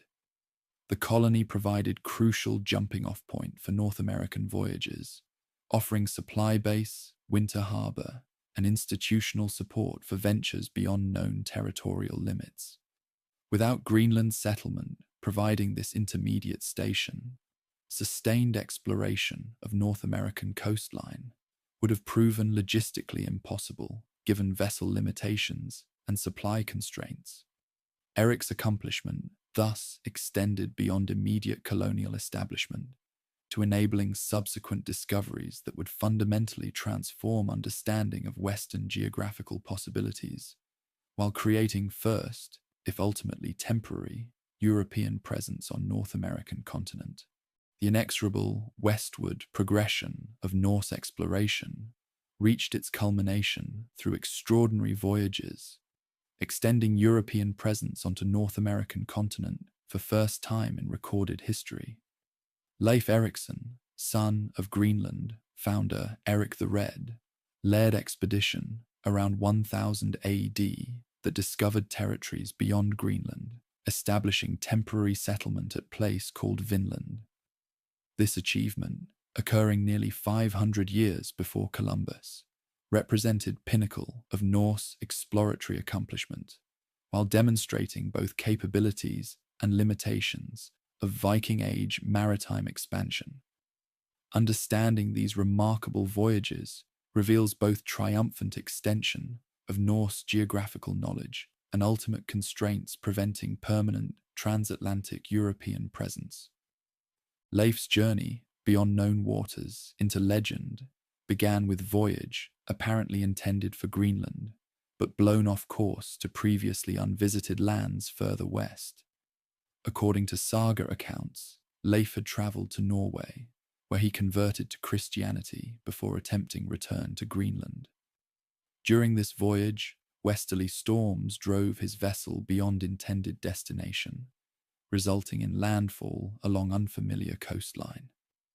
This accidental discovery scenario seems plausible, given known North Atlantic weather patterns and sailing conditions, though some scholars suggest prior knowledge of Western lands had reached Greenland through earlier accidental voyages or indigenous information. Whether entirely coincidental or building on previous hints, Leif's systematic exploration, following initial discovery, transformed vague awareness into documented geographical knowledge. Discovery of distinct regions receiving specific Norse names demonstrated systematic exploratory approach rather than mere accidental encounter. The Norse identified 3 separate territories along North American coast: Helluland, Flat Stone Land, likely corresponding to Baffin Island characterized by barren rocky landscapes. Markland, forest land, probably representing Labrador with its extensive timber resources, and Vinland, wineland, or possibly meadowland, most likely located in Newfoundland, where more favorable conditions permitted attempted settlement. This methodical categorization reflected sophisticated geographical understanding, distinguishing between territories based on resources, landscape features, and settlement potential, rather than merely noting undifferentiated new land beyond known waters. The Vinland settlement at Lanceau Meadows, conclusively identified through archaeological excavation in the 1960s, provided physical confirmation of saga accounts previously dismissed as legendary by many historians. This site, located at Newfoundland's northern tip, features unmistakable Norse construction, including typical longhouse, ironworking facility, and artifacts definitively linking site to late Viking Age Norse culture. Carbon dating places occupation around 1000 AD, aligning perfectly with saga chronology. The site's discovery transformed understanding of pre-Columbian transatlantic contact from questionable legend to documented historical fact, demonstrating saga literature contained substantial factual information despite literary embellishment. This archaeological vindication of Norse sources suggests other elements of Vinland accounts, though lacking physical confirmation, may contain similar historical basis. First contact with Native Americans, called Skraelings in Norse accounts, established initial European indigenous interaction in North America. According to saga descriptions, these encounters began peacefully with trade exchanges, but deteriorated into conflict through combination of cultural misunderstanding, resource competition, and probable Norse provocations. The indigenous people, likely Beothuk or related groups, initially approached Norse settlement with curiosity and trading interest, but subsequently mobilized substantial numbers against foreign presence. This pattern, initial cautious cooperation followed by escalating conflict, would repeat tragically throughout subsequent European colonization efforts centuries later. The Norse experience represented first instance of fundamental challenge, confronting all European settlement efforts, addressing indigenous population whose territorial claims, resource needs, and cultural perspectives diverged fundamentally from European assumptions. Archaeological evidence of Norse presence in North America provides tantalizingly limited but conclusive proof extending beyond Lanceau Meadows' site. Norse artifacts, including distinctive bronze pin, spindle whorl, and iron rivets, confirm Lanceau Meadows' occupation, while suggesting additional temporary sites elsewhere along coast. The settlement's construction, substantial longhouse, separate ironworking building, supporting structures, indicates planned occupation rather than merely emergency shelter during vessel repairs. Evidence suggests occupation, lasting at least one winter and possibly longer, though permanent year-round settlement appears unlikely given limited archaeological accumulation.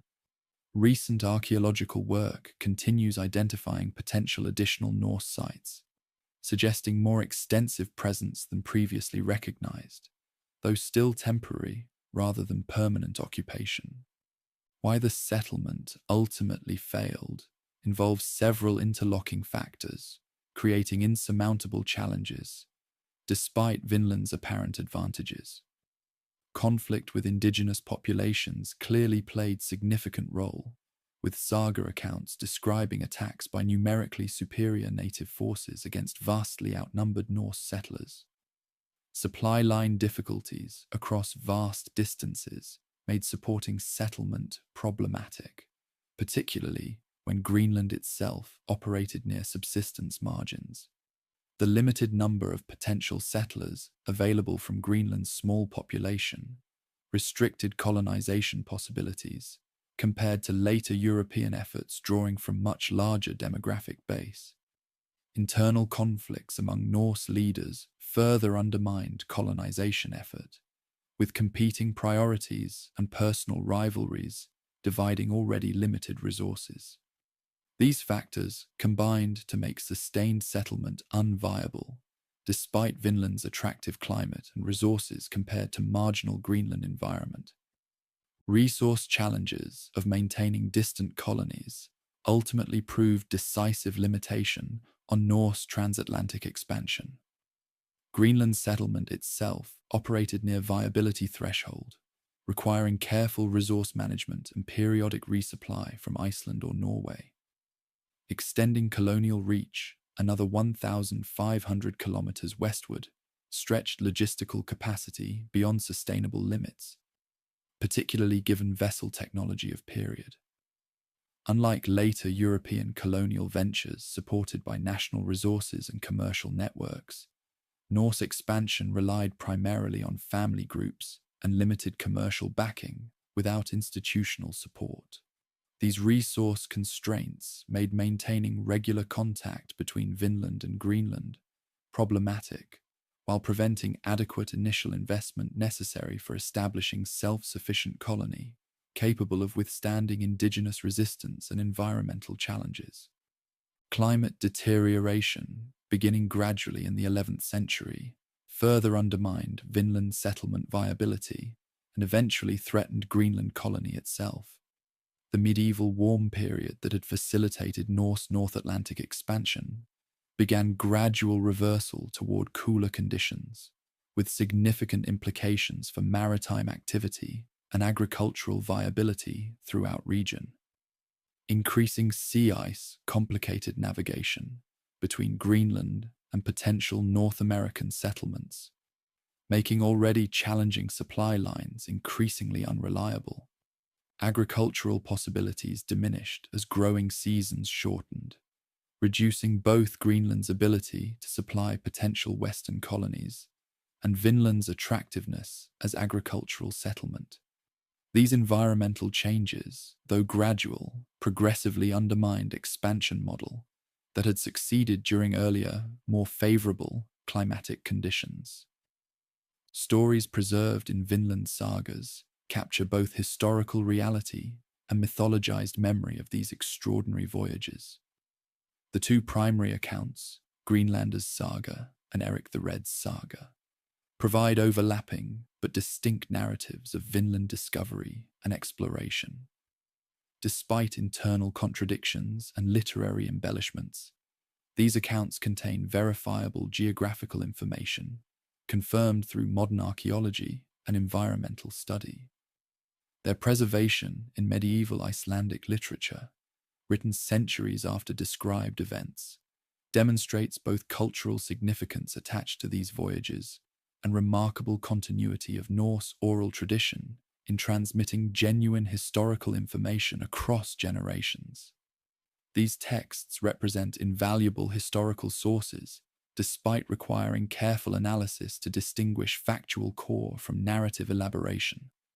The Vinland venture represented both culmination of Norse exploratory achievement and practical limit of Viking Age expansion capabilities. The successful discovery and temporary settlement of North American territories demonstrated extraordinary maritime skill, exploratory courage, and adaptability characterizing Norse expansion at its height. The ultimate failure to establish permanent presence equally revealed inherent limitations in Norse colonial model, when stretched beyond sustainable operational parameters. This qualified success, discovery without permanent settlement, established historical precedent that would remain unmatched until technological, institutional, and demographic developments centuries later enabled sustained European transatlantic presence. The Norse achievement in reaching North America 5 centuries before Columbus thus represents both triumphant demonstration of Viking capability and illustration of practical constraints limiting even the most ambitious exploratory cultures within their historical context. The Norse voyages to North America represented simultaneously the pinnacle of Viking Age exploratory achievement and practical limit, beyond which their expansion model could not sustainably extend. Understanding these limitations reveals crucial insights about both Norse capabilities and constraints inherent in their historical context. The ultimate failure to establish permanent transatlantic presence despite successful exploration demonstrates not merely local difficulties with specific settlement attempts, but fundamental thresholds beyond which Viking Age expansion model proved unsustainable regardless of individual leadership or temporary success. Resource challenges of maintaining distant colonies across vast oceanic distances presented insurmountable logistical barriers given Viking Age technological and organizational constraints. Even successful Norse colonies, like Iceland and Greenland, maintained tenuous connections with Scandinavian homeland, their isolation growing with distance and navigational challenges. Supplying settlement yet further westward stretched this already extended network beyond viable limits, particularly when Greenland itself required periodic external support rather than generating surplus capacity. Unlike later European colonial ventures backed by national treasuries, joint stock companies, and substantial population base, Norse expansion relied primarily on family resources, limited commercial investment, and small demographic pool. These constraints created mathematical impossibility for sustaining regular contact across transatlantic distances necessary for viable permanent settlement. Conflict with indigenous populations proved decisive factor, demonstrating fundamental limitation of Norse expansion model when encountering substantial organized resistance. Previous Norse settlements had generally faced either uninhabited territories or fragmented opposition incapable of sustained resistance. North America presented entirely different equation, with organized indigenous societies possessing substantial population advantage, intimate environmental knowledge, and territorial motivation. The resulting numerical imbalance, small Norse settlement contingents against potentially hundreds or thousands of indigenous defenders, created military mathematics fundamentally different from European conquests, where Norse typically enjoyed tactical, if not always numerical, advantage. This encounter revealed expansion threshold, where Norse military superiority disappeared against unfamiliar opponents in challenging operational environment beyond reliable supply lines. Climate deterioration, beginning in the 11th century, progressively undermined North Atlantic maritime networks, upon which Norse expansion had depended. The medieval warm period, whose favorable conditions had facilitated unprecedented northward and westward voyaging, began gradual reversal toward cooler pattern, eventually culminating in Little Ice Age. Increasing sea ice complicated navigation between established settlements while shortening viable sailing season. Agricultural viability declined throughout North Atlantic territories as growing seasons contracted and marginal areas became completely unsuitable for traditional farming practices. These environmental changes transformed what had been challenging but manageable maritime connections into increasingly hazardous undertakings with diminishing returns, constraining expansion network that had flourished under more favorable climatic regime. Supply line difficulties across vast distances created vulnerability threshold beyond which settlements became unsustainable, without reliable connection to supporting territories. The North Atlantic crossing between Europe and North America represented significantly greater challenge than shorter hops connecting Scandinavia, British Isles, Iceland, and Greenland. Weather unpredictability, navigational challenges, and sheer distance created substantial probability that vessels would fail to make successful crossing during any given attempt. This unreliability proved manageable for exploratory voyages or occasional trading expeditions, but presented existential threat to settlement, requiring regular resupply during establishment phase before achieving self-sufficiency. The resulting supply uncertainty undermined settlement viability, regardless of local resource availability or initial establishment success. Limited demographic resources available for colonial ventures created recruitment challenges increasing with distance from Scandinavian heartlands.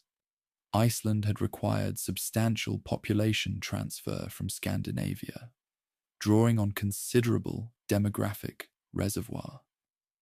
Greenland's settlement involved smaller migration from already limited Icelandic population. Vinland represented yet further demographic dilution, attempting to populate settlement from Greenland's few hundred colonists, who themselves needed every available worker for marginal subsistence. This demographic mathematics created unsolvable equation. Successful transatlantic settlement required substantial initial population, ensuring viable gender balance, age distribution, and skill diversity. Yet drawing such numbers from existing colonial territories would undermine their own sustainability.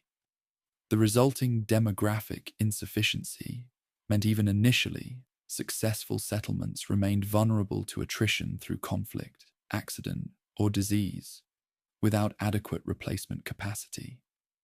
Stories preserved in the Vinland sagas capture both historical reality and mythologized memory of these remarkable ventures, while clearly acknowledging their ultimate limitations. The saga accounts, though sometimes contradictory in detail, consistently present Vinland as desirable territory, whose settlement proved impractical despite multiple attempts. This honest assessment, recorded by culture normally celebrating its achievements rather than acknowledging limitations, suggests clear recognition within Norse society regarding practical expansion boundaries. The matter-of-fact treatment of retreat from Vinland after initial establishment highlights Norse pragmatism regarding colonial viability, rather than stubbornly maintaining unsustainable outposts for prestige or theoretical advantage. This realistic self-assessment regarding expansion limitations represents characteristic Norse pragmatism applied to colonial ventures as to other activities. The constraints encountered during Vinland venture revealed systematic limitations of Norse expansion model, rather than merely circumstantial difficulties with particular settlement attempt. These limitations, demographic insufficiency, logistical strain, indigenous resistance, climatic deterioration, would have affected any Norse transatlantic settlement, regardless of specific location, leadership, or temporary success. The Viking expansion model had reached its operational ceiling, having stretched maritime technology, organizational capacity, and resource networks to absolute limits. Further sustainable expansion would require capabilities beyond Viking Age parameters. Ocean-going vessels capable of reliable transatlantic supply, institutional support transcending family or small commercial backing, demographic resources exceeding Norse colonial territories, and military capacity addressing substantial indigenous resistance. These capabilities would emerge only centuries later during Age of Exploration, enabling sustained European transatlantic presence through fundamentally different colonial model. Norse pragmatic recognition of these limitations demonstrated characteristic cultural resilience and adaptability rather than failure. The abandonment of Vinland, despite its apparent advantages, represented rational resource allocation, decision, rather than defeat, preserving limited colonial resources for maintaining viable settlements, rather than overextending beyond sustainable parameters. This calculated withdrawal prevented potential catastrophic cascade, where failed Vinland settlement might have dangerously depleted Greenland population, potentially undermining that colony's viability as well. The Norse ability to recognize practical limitations, consolidate successful territories rather than pursuing unsustainable expansion, and accurately assess risk-reward equations regarding colonial ventures helps explain their long-term success, establishing sustainable presence across North Atlantic despite harsh conditions and limited resources. The Vinland experience ultimately demonstrated both extraordinary achievement and practical limitation of Norse expansion. Their success reaching North America and accurately assessing its advantages 5 centuries before Columbus represents remarkable exploratory accomplishment, unmatched by any contemporary civilization. Their failure establishing permanent settlement equally illustrated realistic limits, constraining even history's most ambitious maritime culture when operating at extreme range from supporting territories with limited technological and institutional resources. This qualified outcome, discovery without colonization, perfectly captures Viking Age exploration at its most ambitious, reaching beyond existing boundaries through courage and maritime skill, while recognizing practical constraints, limiting permanent expansion beyond sustainable operational parameters. Behind the dramatic narratives of raids, conquests, and explorations that dominate popular understanding of the Viking Age, the fundamental reality of Norse life unfolded through everyday experiences centered on the household. These domestic arrangements, their physical structures, daily routines, gender roles, and familial relationships, constituted the true foundation of Norse society, rather than the more spectacular but exceptional activities that typically command historical attention. Understanding Viking household organization reveals how ordinary Norse people lived, worked, and understood their world throughout this transformative period. Longhouses served as centers of family life, their distinctive architecture reflecting both practical necessity and cultural values defining Norse domestic experience. These elongated rectangular structures typically measured 5 to 7 meters in width, while ranging from 15 to 75 meters in length, depending on household status and regional building traditions. Central hearths provided essential heating and cooking facilities, while smoke holes in roofs offered imperfect ventilation, creating notoriously smoky interior environments that contemporary accounts frequently mentioned. The internal space typically featured central corridor, with raised platforms along walls serving multiple functions: seating during day, sleeping areas at night, and workspaces for various household activities. These efficient, multi-purpose arrangements maximized utility of enclosed space within societies, where building and maintaining substantial structures required significant resource investment. Internal organization within longhouses reflected social hierarchies while facilitating essential household functions. The high seat, occupied by household head, represented literal and symbolic center of domestic authority, its often elaborate decoration and prominent position announcing family status to visitors. Storage areas for food, tools, and valuable possessions occupied carefully considered locations, balancing accessibility against security needs. Work areas for textile production, food preparation, and craft activities typically clustered near light sources from doors or smoke holes. Sleeping arrangements combined pragmatic space utilization with social stratification. Family members typically occupying raised platforms while servants or slaves might sleep near entrances or in less desirable locations. This spatial organization physically embodied social relationships defining household operation, while efficiently accommodating diverse activities necessary for northern survival.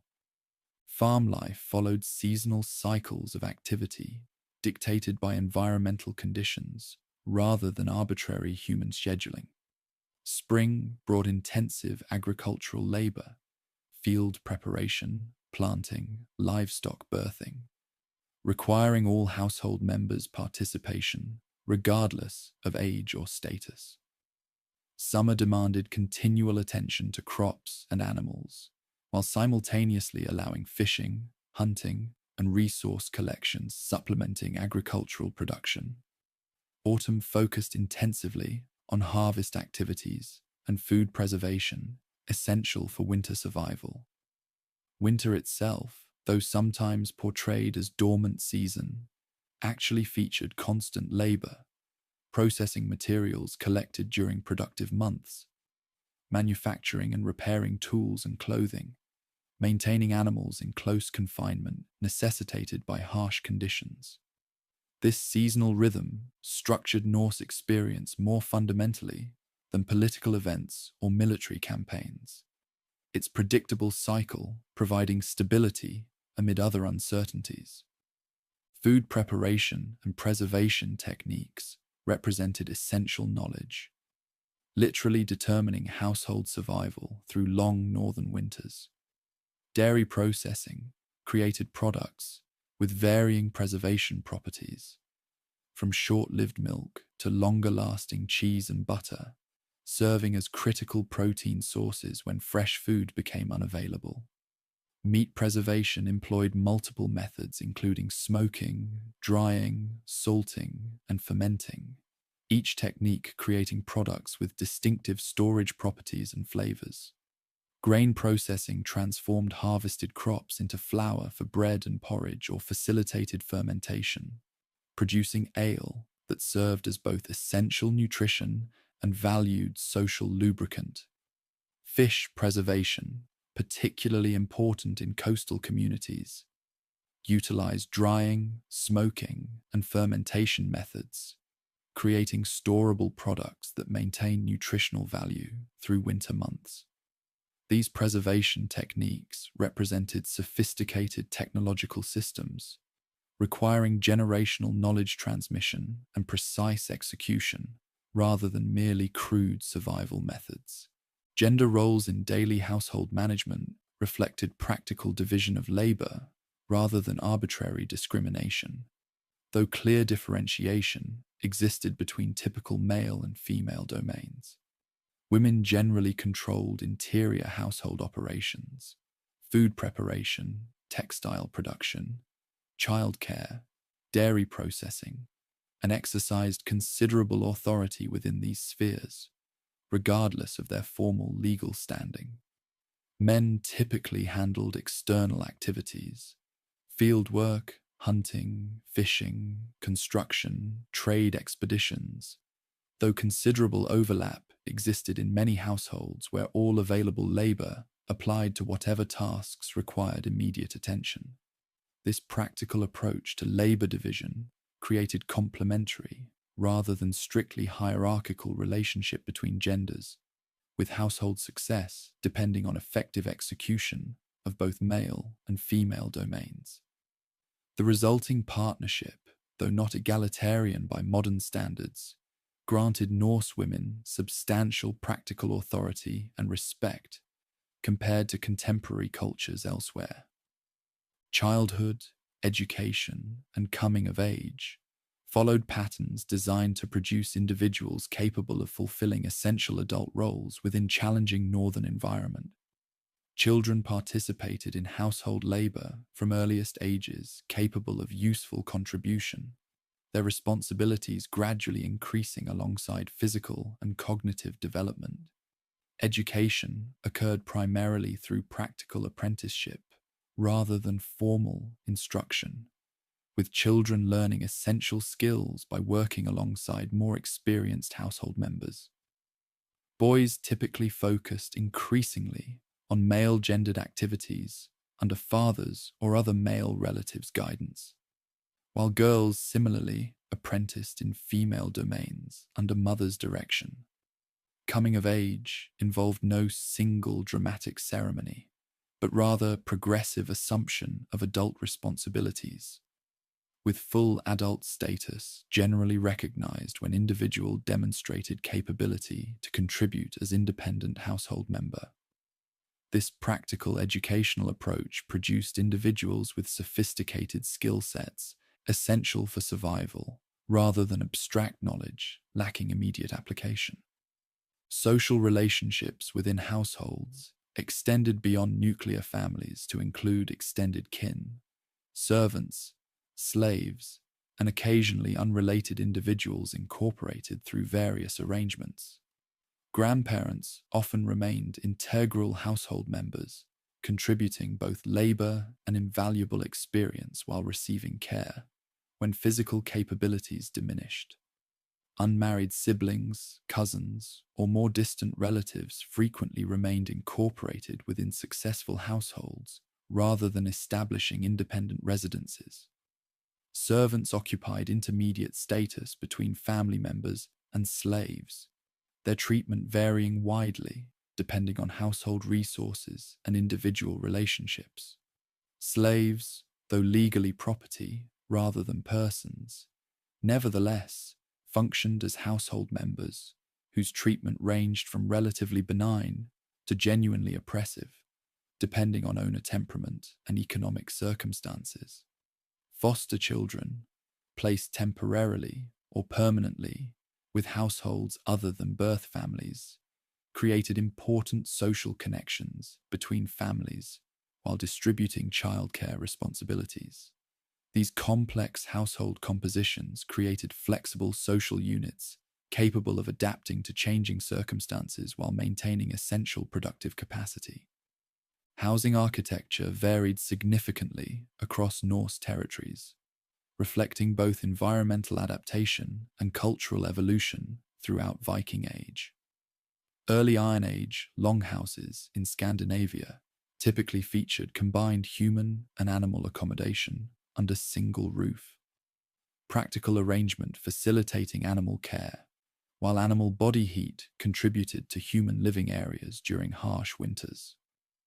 Later developments increasingly separated human and animal spaces into adjoining structures, maintaining convenient access while reducing sanitation issues inherent in shared accommodation.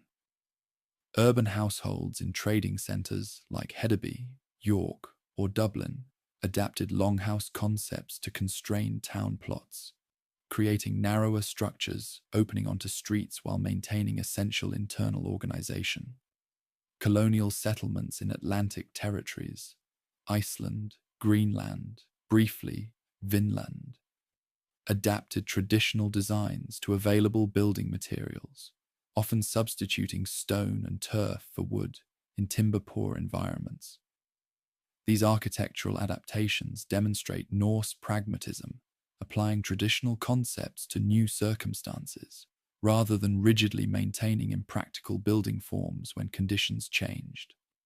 Household economics operated primarily as subsistence systems focused on self-sufficiency rather than market production, though considerable variation existed depending on location and social status. Most households aimed to produce majority of their essential requirements: food, clothing, tools, shelter, internally or through direct exchange with neighbors rather than market transactions. Specialized production, creating genuine surplus for trade, remained relatively uncommon, except in particular circumstances or locations, specifically oriented toward commercial activity. Even wealthy households with significant trade connections maintained substantial direct production rather than relying primarily on purchased goods. This self-sufficiency orientation stemmed partly from practical necessity in societies with limited market development and partly from cultural values emphasizing household autonomy and productive capability. The resulting economic organization created resilient social units capable of surviving periodic trade disruptions or political instability through internal productive capacity. Daily rhythms within Norse households balanced continuous labor requirements against human needs for rest, socialization, and meaning beyond mere survival activities. Work generally began at dawn and continued until dusk, though winter darkness in northern latitudes necessarily shortened active periods regardless of human preference. Meals typically occurred twice daily, morning breaking fast and evening main meal, though work breaks with light food might occur midday during particularly demanding seasons. Evening hours after main meal often featured storytelling, music, game playing, or other social activities, building community bonds while transmitting cultural knowledge between generations. These daily patterns created integrated experience where work, family relationships, cultural transmission, religious observance, and recreation blended together rather than occupying sharply differentiated domains as in modern life. The resulting holistic lifestyle, though materially constrained by modern standards, offered psychological coherence, often lacking in more compartmentalized modern existence. The Norse household ultimately represented not merely dwelling place, but fundamental social institution, integrating economic production, cultural transmission, religious practice, education, and security within single organizational structure. Unlike modern arrangements separating these functions across multiple institutions, Viking Age households combined them within coherent system, where family relationships simultaneously structured economic activity, social identity, religious practice, and political allegiance. This integrated household system provided remarkable resilience against environmental challenges and political disruptions, while efficiently utilizing limited resources available in challenging northern environments. Understanding its operation reveals Norse society not merely as a collection of raiders and explorers, but as sophisticated adaptation to demanding conditions, capable of both maintaining traditional lifeways and flexibly incorporating innovations when circumstances demanded evolution rather than rigid traditionalism. The religious dimension of Norse life extended far beyond the dramatic mythology that has captured modern imagination, permeating everyday existence through practical rituals, spiritual specialists, and material expressions of cosmic understanding. While tales of gods and giants provided narrative framework explaining world's nature and origin, ordinary Norse people experienced their spiritual tradition primarily through regular practices integrated with agricultural cycles, life transitions, and community gatherings. Understanding this lived religious experience reveals Norse spirituality as a sophisticated system addressing practical human needs while connecting individuals to larger cosmic order through tangible ritual rather than merely abstract theology. Religious practices beyond mythology encompassed everyday beliefs informing routine decisions and activities, rather than being reserved for special occasions. Before Christianity gradually displaced indigenous traditions, Norse spiritual understanding shaped approaches to childbirth, illness, travel, construction, and countless other ordinary activities. Houseposts might receive offerings, ensuring structural stability and household prosperity. Fields underwent rituals promoting fertility before planting and successful harvest after growth. Travelers performed specific practices before journeys, seeking protection against hazards. These everyday observances, though less dramatic than major community ceremonies, actually constituted majority of Norse religious experience, integrated thoroughly with practical activities, rather than separated into distinct religious domain, contrasted with secular life. Blot sacrifices marking seasonal changes represented communities' most significant religious ceremonies, connecting human activity with cosmic cycles, while redistributing resources through ritualized sharing. These ceremonies typically centered on animal sacrifice, with blood ritually collected and sprinkled upon participants, sacred spaces, and images representing divine powers. The sacrificial meat subsequently became feast shared among participants, creating communal meal symbolically connecting human and divine realms while practically redistributing protein resources throughout community. Major blots marked critical seasonal transitions: winter beginning, midwinter, spring arrival, midsummer, when community needed divine assistance, ensuring successful transition between activity phases. These ceremonies combined religious significance with practical social functions, reinforcing community bonds, redistributing resources, establishing hierarchies, and coordinating seasonal activities through commonly recognized temporal markers. Cider magic and women's shamanic practices constituted sophisticated spiritual technology, addressing specific community needs through specialized practitioners.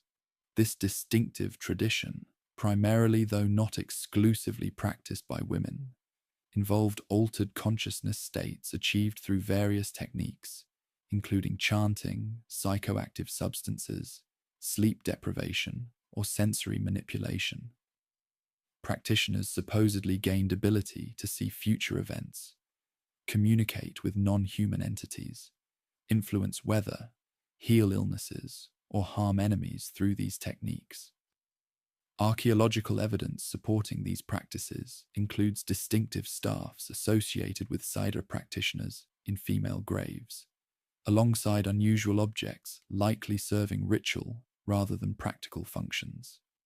Historical sources describe cider practitioners occupying ambiguous social position, respected for their abilities, yet sometimes feared for their uncanny powers transcending normal human limitations. This magical tradition represented sophisticated psychological technology, addressing anxieties and needs beyond ordinary human capability, while providing framework for understanding misfortune when conventional explanations proved inadequate. Burial customs reflected beliefs about afterlife, while simultaneously making statements about deceased's social position and family status. Norse funerary practices demonstrated remarkable diversity rather than standardized approach, suggesting regional variations and evolutionary changes throughout Viking Age. Cremation, common in early period, gradually gave way to inhumation, though both practices coexisted throughout most of era. Grave goods, weapons, tools, jewelry, food, drinking vessels appeared in varying quantities, depending on deceased's status and local customs. Some high-status individuals received elaborate ship burials, most famously at Oseberg and Gokstad, where actual vessels became tombs containing extraordinary wealth alongside deceased. More typical burials ranged from simple inhumations with minimal goods to modest boat-shaped stone settings symbolically referencing maritime journey to afterlife. This diversity suggests complex understanding of death's meaning rather than simplistic uniform conception of afterlife journey. Rune stones commemorating the dead and marking territory combined practical communication, artistic expression, and religious significance within single medium. These distinctive monuments featured inscriptions using runic alphabet, alongside decorative elements often incorporating complex animal designs or Christian symbols in later examples. Their texts typically followed formulaic patterns, naming commissioner, commemorated individual, relationship between them, and sometimes circumstances of death or commissioner's status claims. Beyond communicating specific information, these monuments served multiple functions simultaneously, marking territorial claims, demonstrating family prosperity through conspicuous expenditure, ensuring commemorated individuals' continued social presence despite physical death, and manifesting religious concepts through symbolic imagery. Their placement at boundaries, crossroads, bridges, or other transitional locations further emphasized their role mediating between different states, life and death, one territory and another, human and divine realms. Archaeological evidence reveals household religious practices focusing on maintaining boundaries between controlled domestic space and external forces potentially threatening family welfare. Buried offerings beneath house foundations, protective symbols carved on doorposts, and amulets incorporated into structural elements all appear consistently in Norse archaeological contexts. These practices suggest sophisticated understanding of household as both physical and spiritual entity, requiring regular maintenance of boundaries between safe interior space and potentially dangerous external forces. Similar boundary maintenance appears in personal protective devices, amulets worn on body, Thor's hammers, arm rings with protective functions, creating portable sacred space around individual when venturing beyond household protection. These practices demonstrate religious thinking, extending beyond formal ceremonies to encompass continuous maintenance of proper relationships between human, natural, and supernatural domains through material practices rather than merely abstract belief. Conversion to Christianity introduced fundamental reorganization of Norse religious understanding and practice, though process occurred gradually, with significant regional variations rather than sudden transformation. Early Christian influence appeared through grave goods, showing mixed religious symbolism, crosses alongside traditional Norse items, suggesting individuals hedging spiritual bets rather than making exclusive religious commitment. Formal conversion often followed practical political calculations by leaders recognizing advantages from alliance with Christian kingdoms rather than genuine theological conviction. Archaeological evidence reveals numerous churches built directly atop former pagan sacred sites, indicating both practical reuse of established gathering locations and deliberate symbolic statement about new religion superseding old traditions.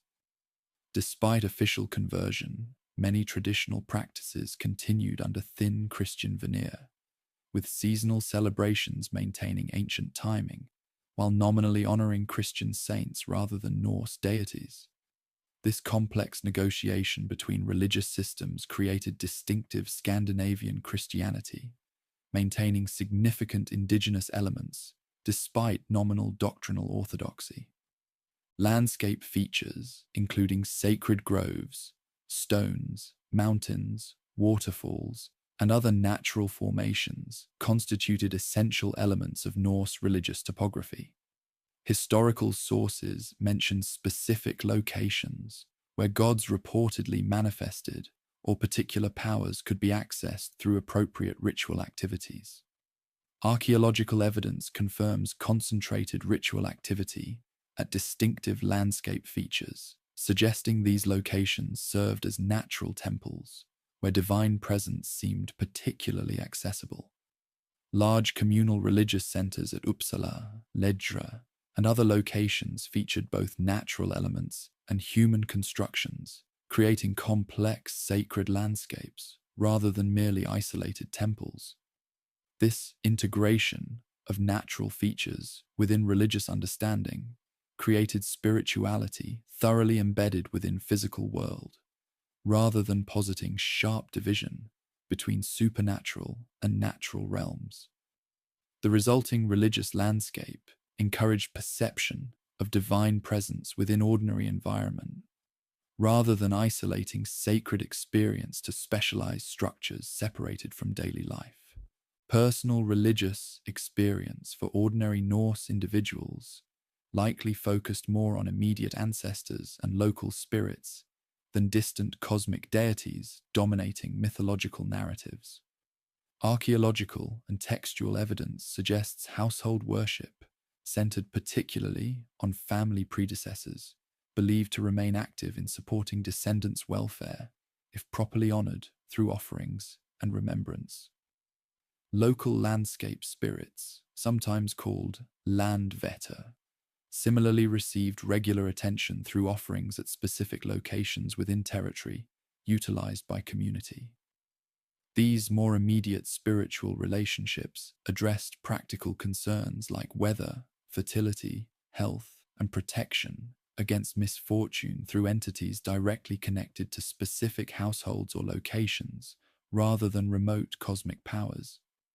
The resulting religious experience emphasized reciprocal relationships, humans providing offerings and acknowledgement, while spiritual entities offered protection and assistance, rather than mere submission to overwhelmingly powerful deities demanding worship without practical return benefits.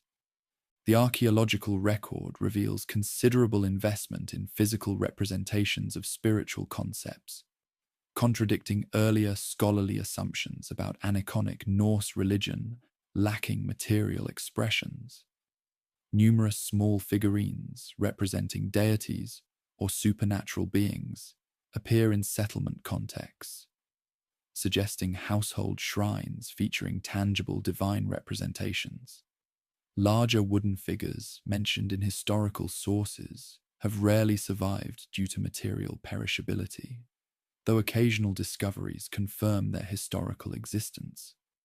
Pendants shaped as miniature Thor's hammers, Freya's boars, or Odin's symbols provided portable divine protection while simultaneously signaling religious affiliation. This material dimension of Norse religion facilitated tangible interaction with otherwise abstract spiritual forces, allowing physical engagement through offerings, decoration, or ritual manipulation of objects embodying divine presence. The resulting religious experience engaged multiple senses: touch, sight, smell, taste, hearing, rather than relying primarily on abstract theological concepts requiring intellectual comprehension. The gradual Christian conversion process fundamentally transformed Norse spiritual experience by replacing indigenous polytheistic framework, emphasizing practical reciprocity, with monotheistic system emphasizing salvation, sin, and submission to divine authority, mediated through ecclesiastical hierarchy. This revolutionary change altered not merely specific beliefs, but entire framework structuring relationship between humans and divine realm. Traditional practices, maintaining reciprocal relationships with multiple divine powers, gradually gave way to worship focused exclusively on single deity, approached through standardized liturgy, administered by specialized priesthood. Seasonal ceremonies, previously marking agricultural cycles, increasingly yielded to Christian calendar, emphasizing historical events in Christ's life, disconnected from local environmental patterns. Despite these fundamental changes, many traditional practices persisted through incorporation into Christian framework. Sacred sites repurposed as church locations, seasonal celebrations reframed as saints' days, protective magic reconceived as prayer, creating distinctive Scandinavian Christianity, rather than merely replicated Southern European religious forms. Norse spiritual understanding ultimately represented sophisticated system addressing universal human needs through frameworks specifically adapted to northern environmental conditions and social structures. Rather than primitive superstition, eventually displaced by superior religion, indigenous Norse practices constituted complex system, effectively addressing psychological, social, and practical requirements through integrated belief and ritual. The religious dimension permeated everyday existence rather than occupying separate domain, with spiritual practices thoroughly embedded within practical activities rather than isolated from ordinary experience. Understanding this integrated spiritual approach reveals Norse culture's sophisticated adaptation to challenging environment through systems addressing both material needs and psychological well-being, through practices connecting individuals to community, ancestors, landscape, and cosmic order, through tangible ritual rather than merely abstract theology. Alongside practical technologies ensuring physical survival, Norse society developed sophisticated artistic traditions, expressing cultural values, historical memory, and aesthetic sensibilities through various media. These creative expressions, verbal, visual, and material, transcended mere decoration to communicate complex meanings while simultaneously enhancing everyday objects with beauty, elevating mundane experience. Understanding Norse artistic achievements reveals culture, possessing rich, expressive traditions, despite challenging environment that might seem to preclude attention to aesthetic concerns beyond basic survival requirements. Skaldic poetry preserved history and honored leaders through highly formalized verbal art demanding extraordinary technical skill from practitioners. This distinctive poetic tradition featured complex metrical patterns, elaborate kennings substituting metaphorical phrases for ordinary terms, and intricate alliteration schemes creating sophisticated verbal compositions transmitted orally before eventually being recorded in written form centuries later. Professional skalds attached to royal or noble households composed these works celebrating patrons' achievements, commemorating battles, or preserving significant events for future generations.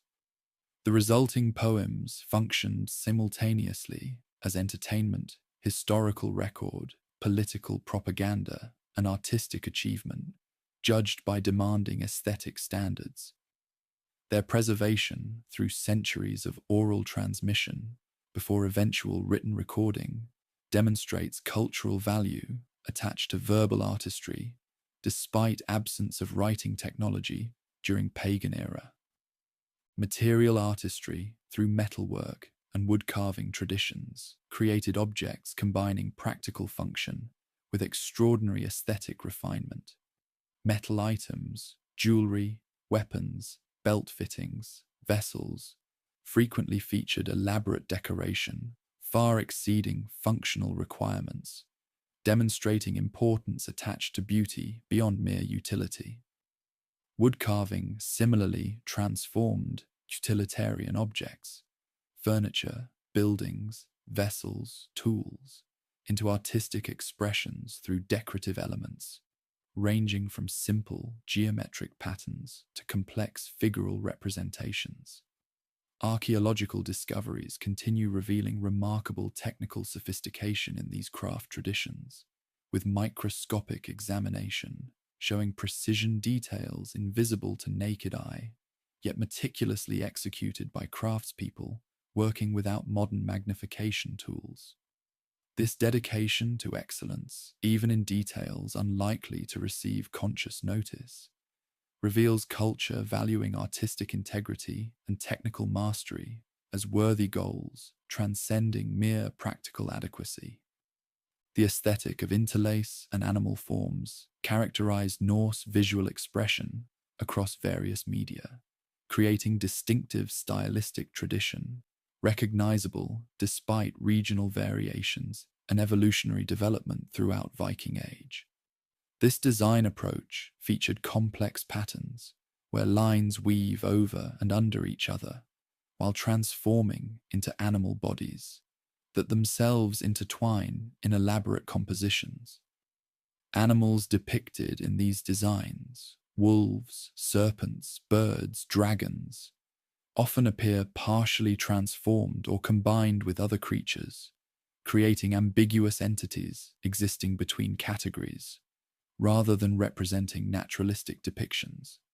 The resulting visual complexity rewards extended contemplation, revealing additional details and relationships upon careful examination, rather than surrendering all meaning at first glance.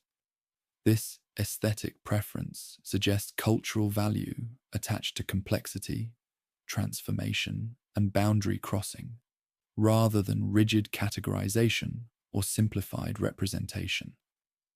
Music, instruments, and performance in Norse society remain less documented than visual arts due to perishability of instruments and absence of musical notation system. Yet archaeological and textual evidence confirms sophisticated musical tradition. Instrument discoveries include lyres, flutes, whistles, and horn instruments capable of producing complex melodies rather than merely simple signals. Historical descriptions mention music accompanying various activities: feasts, religious ceremonies, work coordination, battle preparation, suggesting diverse musical traditions serving different social functions. Textual sources describe individuals gaining fame and patronage through musical skill, indicating professional specialization beyond casual amateur practice. While specific melodies and performance techniques remain largely unrecoverable, available evidence suggests music held significant cultural value, both as entertainment and as essential component of religious and social ceremonies throughout Norse society. The oral tradition of sagas binding communities together represents perhaps most significant Norse artistic achievement, creating vast narrative corpus preserving historical memory, cultural values, and entertainment simultaneously. These prose narratives, composed and transmitted orally for centuries before eventual written recording, range from relatively straightforward historical accounts to complex narratives blending historical events with legendary and supernatural elements. Their sophisticated narrative techniques, complex chronology, psychological insight, multiple perspective, dramatic irony, demonstrate literary sophistication despite oral composition and transmission. The corpus includes diverse subgenres, including family sagas, focusing on Icelandic settlers and their descendants, legendary sagas incorporating mythical elements, and kings' sagas recording royal histories. This narrative tradition served multiple functions: entertainment during long winter evenings, preservation of historical knowledge, transmission of cultural values, establishment of legal precedents, while simultaneously achieving genuine artistic excellence judged by sophisticated aesthetic standards. Textiles represented significant, though frequently overlooked, artistic medium, with archaeological discoveries revealing remarkable technical sophistication and aesthetic refinement in Norse fabric production. Surviving fragments show complex weaving patterns, skilled dyeing using various plant materials to achieve rich color palette, and elaborate decorative elements including tablet-woven bands with intricate designs. Historical sources mention textiles specifically praised for beauty and given as valuable gifts, indicating cultural recognition of fabric production as genuine artistic achievement rather than merely utilitarian craft. The gender dimension proves particularly significant, as textile production remained primarily female domain, making this art form central vehicle for women's artistic expression throughout Norse society. The resulting textile tradition combined practical necessity with artistic achievement, transforming essential survival requirement into opportunity for creative expression and technical excellence. Architectural decoration transformed buildings from mere practical shelters into artistic expressions, conveying status, taste, and cultural affiliations. Carved doorposts, decorative gables, painted interior elements, and sculptural details enhanced structures, while communicating symbolic messages about occupants. Archaeological evidence from high-status sites reveals color was widely used in architectural contexts, contradicting popular image of austere unpainted wooden structures. Ships similarly received decorative treatment beyond functional requirements, with carved prows, painted hulls, and decorative elements transforming vessels into floating artistic statements. These architectural and naval embellishments demonstrate Norse willingness to invest significant resources enhancing everyday environment through artistic expression, indicating cultural valuation of beauty within daily experience rather than restricting aesthetic considerations to specialized contexts separated from ordinary life. Artistic production occurred within complex social contexts, rather than resulting from isolated individual creativity, divorced from community standards and requirements. Professional specialists, woodcarvers, metalworkers, textile artists, poets, musicians, typically trained through extended apprenticeship within established traditions, setting technical standards while allowing individual innovation within recognized parameters. Patrons commissioning works exercised considerable influence over content and sometimes form, particularly regarding commemorative or status-displaying pieces intended for public presentation. Community judgment established reputations through collective assessment of technical execution, aesthetic appeal, and appropriate content conforming to cultural expectations. This social embeddedness created artistic tradition, balancing innovation with continuity, allowing stylistic evolution while maintaining recognizable cultural expression across generations and diverse geographic locations throughout Norse world. Religion and art maintained intimate connection throughout pagan era, with artistic expression frequently serving religious functions, while religious concepts provided content for artistic representation. Amulets, ritual objects, and divine images received particularly careful artistic attention, their aesthetic refinement serving spiritual purpose beyond mere decoration. Sacred spaces featured architectural and decorative elements, enhancing religious experience through visual impact and symbolic communication. Certain artistic motifs, specific animal combinations, particular patterns, specialized symbols, carried religious meanings alongside aesthetic value, allowing objects to communicate spiritual concepts through visual language, understood by cultural participants.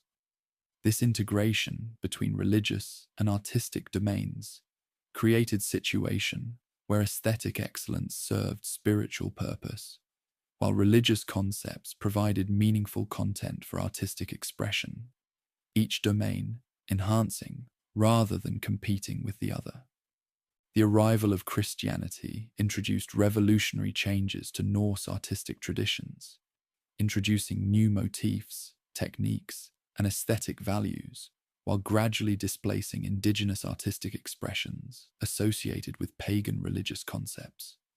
Stone carving techniques brought by Christian craftsmen transformed monumental expression from predominantly wooden medium to more durable stone execution. Manuscript illumination introduced new artistic possibilities previously unavailable in predominantly oral culture. Architectural forms developed for church construction gradually influenced secular building decoration. Despite these fundamental changes, distinctive Norse aesthetic sensibilities persisted through adaptation rather than wholesale replacement, creating unique Scandinavian interpretations of Christian artistic conventions rather than merely replicating Southern European models. The resulting synthesis maintained continuity with indigenous tradition while incorporating new elements, demonstrating Norse cultural resilience through artistic adaptation rather than rigid traditionalism incapable of evolution.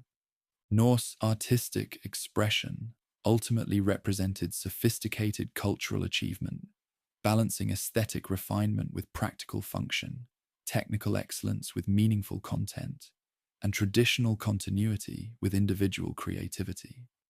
These artistic traditions transformed everyday experience by enhancing ordinary objects through beauty and meaning, beyond mere utility, creating an environment where aesthetic considerations permeated daily life, rather than remaining segregated within specialized artistic contexts.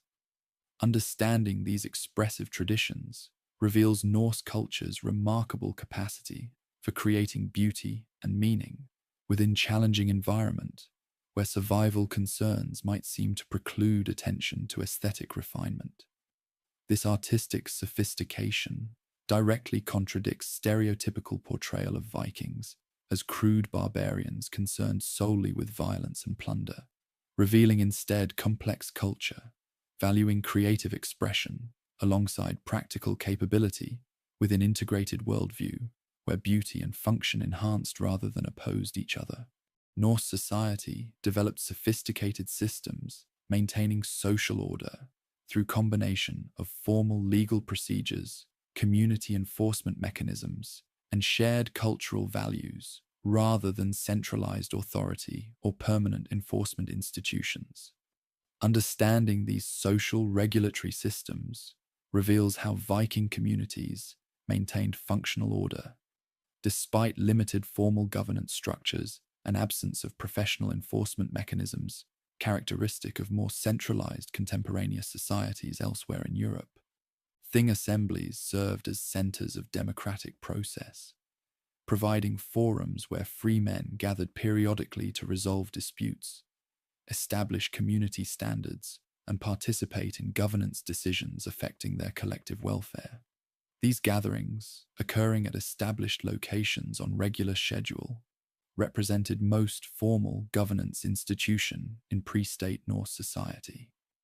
Local things handled routine matters within specific communities, while regional assemblies addressed broader concerns affecting multiple settlements. The Icelandic Althing represented most fully developed version of this institution, though similar assemblies operated throughout Norse territories. Participation rights typically extended to free male landholders, though influence varied according to wealth, family connections, and personal reputation rather than strictly egalitarian access. While certainly not meeting modern democratic standards regarding universal participation, these assemblies nevertheless provided genuine governance forums where community members directly influenced decisions rather than merely receiving pronouncements from distant authorities. The law speaker's crucial role in pre-literate society demonstrated Norse innovation, addressing governance needs through institutional adaptation to technological limitations. Without written legal codes available for reference, these specialized officials memorized entire body of community law, reciting relevant sections during thing assemblies when specific provisions required application to particular cases. This remarkable feat of memorization required extraordinary cognitive ability and dedicated training, creating specialized profession, preserving legal continuity through generations. Law speakers typically recited entire legal code during major thing gatherings, ensuring both transmission accuracy and community familiarity with governing provisions. Their authority derived from accurate knowledge demonstration rather than coercive power, emphasizing Norse governance emphasis on procedural legitimacy rather than mere force application. This institutional adaptation effectively addressed the challenge of maintaining legal consistency within pre-literate society, demonstrating Norse capacity for sophisticated governance innovation despite technological limitations. Blood feuds and complex compensation systems created accountability mechanisms enforcing social norms despite absence of centralized authority or professional enforcement institutions. When individuals suffered wrongs, ranging from property damage to homicide, their kin bore responsibility for seeking appropriate redress, either through compensation negotiation or, if necessary, proportional retaliation. This collective responsibility created powerful deterrent against antisocial behavior, as potential wrongdoers recognized their actions would generate consequences affecting not merely themselves, but their entire kinship network. Compensation systems provided alternative to endless violent retaliation by establishing standardized payments appropriate for various offenses, allowing restoration of social balance through material transfer rather than exclusively through vengeance. These systems demonstrated sophisticated understanding of human psychology by acknowledging both desire for revenge and practical benefits from peaceful resolution. creating effective regulation systems without requiring centralized enforcement mechanisms beyond reach of Norse political development during this period. Slavery in Norse society created distinctive status category, defined by specific legal provisions, social expectations, and economic functions. Unlike later plantation slavery systems, Norse thralls typically lived integrated within household, alongside free members, performing similar work under obviously disadvantaged conditions, rather than being segregated into separate productive units. Legal provisions specified thralls' status as property rather than persons, though some protection against wanton destruction existed through compensation requirements to owners if others harmed their human property. Acquisition occurred primarily through capture during raids or warfare, though children born to enslaved mothers inherited unfree status. Manumission remained possible through various mechanisms, including self-purchase, owner's voluntary release, or exceptional service-earning freedom grant. Archaeological evidence regarding slave treatment suggests considerable variation, with some burials indicating decent treatment, while others show physical evidence of hardship and abuse.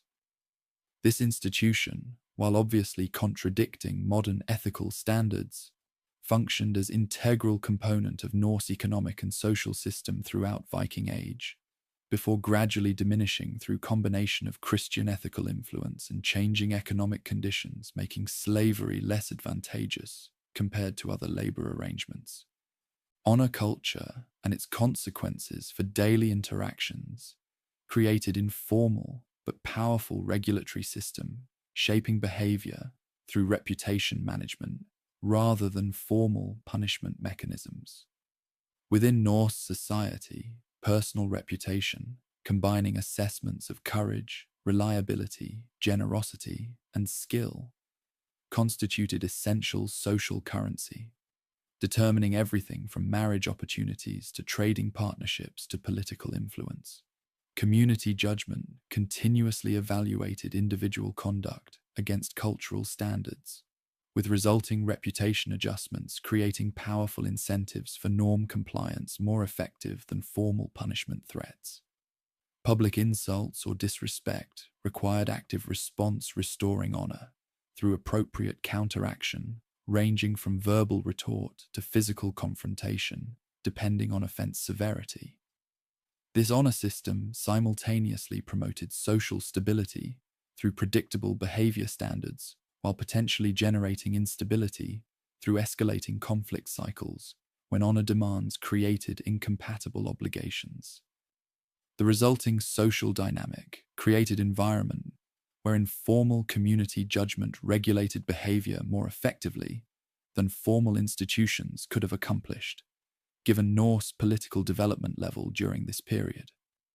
Legal codes, initially preserved orally before eventual written recording, revealed sophisticated understanding of social regulation, addressing diverse situations through case precedent rather than abstract principle.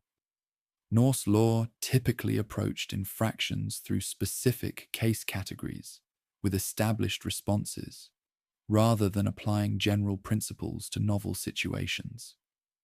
Compensation schedules specified precise payments for various injuries, different amounts for different fingers, specific values for various degrees of wounding, creating predictable response expectations. Procedural requirements received particular attention, with case validity often depending on proper sequence and form, rather than merely substantive merit. This emphasis on procedure, rather than exclusively outcome, reflected society valuing predictable process over potentially arbitrary judgment, even if occasionally producing results seemingly unfair by modern standards. The resulting legal tradition balanced flexibility, addressing new situations against consistency, ensuring similar cases received similar treatment across time, creating effective regulation system despite absence of professional legal class or centralized enforcement mechanisms. Property concepts in Norse society combined individual rights with community interests through distinctive arrangements balancing exclusive control against collective welfare considerations. Land ownership typically involved both individual usage rights and community obligations, with ownership entailing responsibilities alongside privileges. Grazing lands often featured mixed usage patterns, where individual owners maintained certain rights, while community members retained access for specific purposes or during particular seasons. Water rights, fishing access, and forest usage similarly balanced individual claims against community needs through complex arrangements, neither fully private nor completely communal. These sophisticated property concepts created flexible systems, addressing both individual incentives for resource development and community requirements for sustainable usage, demonstrating Norse capacity for nuanced institutional arrangements beyond simple dichotomy between private and communal property regimes characterized in some historical analyses. Dispute resolution mechanisms emphasized restoration of social harmony, rather than abstract justice concepts or punishment for its own sake. When conflicts arose, community pressure typically favored negotiated settlements, restoring functional relationships, rather than vindication of abstract principles, regardless of practical consequences. Third-party mediation played a crucial role, with respected community members facilitating agreement between conflicting parties. Through combination of moral authority, practical suggestion, and social pressure, public opinion functioned as powerful enforcement mechanism, with community approval or disapproval influencing disputants' willingness to accept reasonable settlements, rather than pursuing maximalist positions regardless of social cost. This pragmatic approach, prioritizing restored social function over abstract justice or comprehensive vindication, created conflict resolution system remarkably effective at maintaining community viability, despite inevitable disputes arising within any human group. The resulting social order emphasized practical cooperation, despite interpersonal disagreements, rather than requiring perfect justice or complete agreement before functional relationships could continue. The transition from traditional Norse legal systems toward increasingly centralized royal authority occurred gradually throughout Viking Age, with significant regional variations reflecting different political development trajectories. In Denmark and Norway, strengthening monarchies gradually appropriated legal authority previously exercised through community things, claiming exclusive right to authorize legitimate violence while criminalizing traditional self-help mechanisms like blood feud. Royal officials increasingly supplanted community judgment in dispute resolution, creating professional governance layer between ordinary people and legal processes. Written law codes under royal authority replaced oral tradition maintained by law speakers, transferring legal knowledge control from community representatives to royal administrators. This transformation occurred unevenly across Norse world, with Iceland maintaining traditional, thing-centered governance far longer than Scandinavian homeland territories, experiencing earlier royal consolidation. The resulting governance diversity across Norse cultural sphere demonstrates how shared cultural traditions could produce different institutional arrangements, depending on specific historical circumstances, rather than following single predetermined developmental trajectory. These sophisticated social regulatory systems ultimately maintained functional order within Norse communities, despite limited formal governance structures compared to contemporaneous societies elsewhere.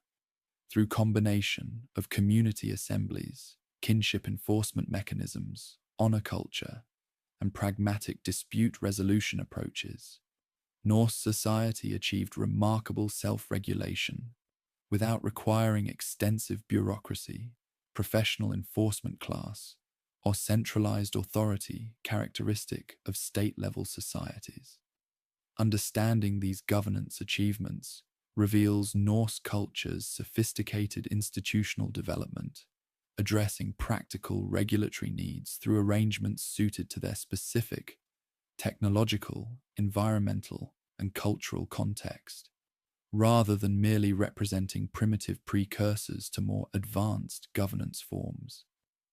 These systems demonstrated Norse pragmatism, creating functional solutions to universal human challenges through distinctive institutional arrangements, reflecting particular historical and cultural circumstances, rather than following external development models inappropriate to their specific situation. The intersection of law and religion created distinctive enforcement mechanisms within Norse society before Christianity's arrival.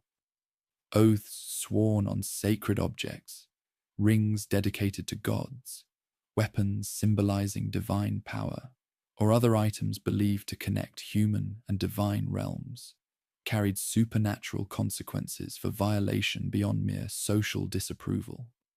Breaking such oaths supposedly brought divine punishment, regardless of whether human authorities discovered the transgression, creating accountability system functioning even without witnesses or formal evidence.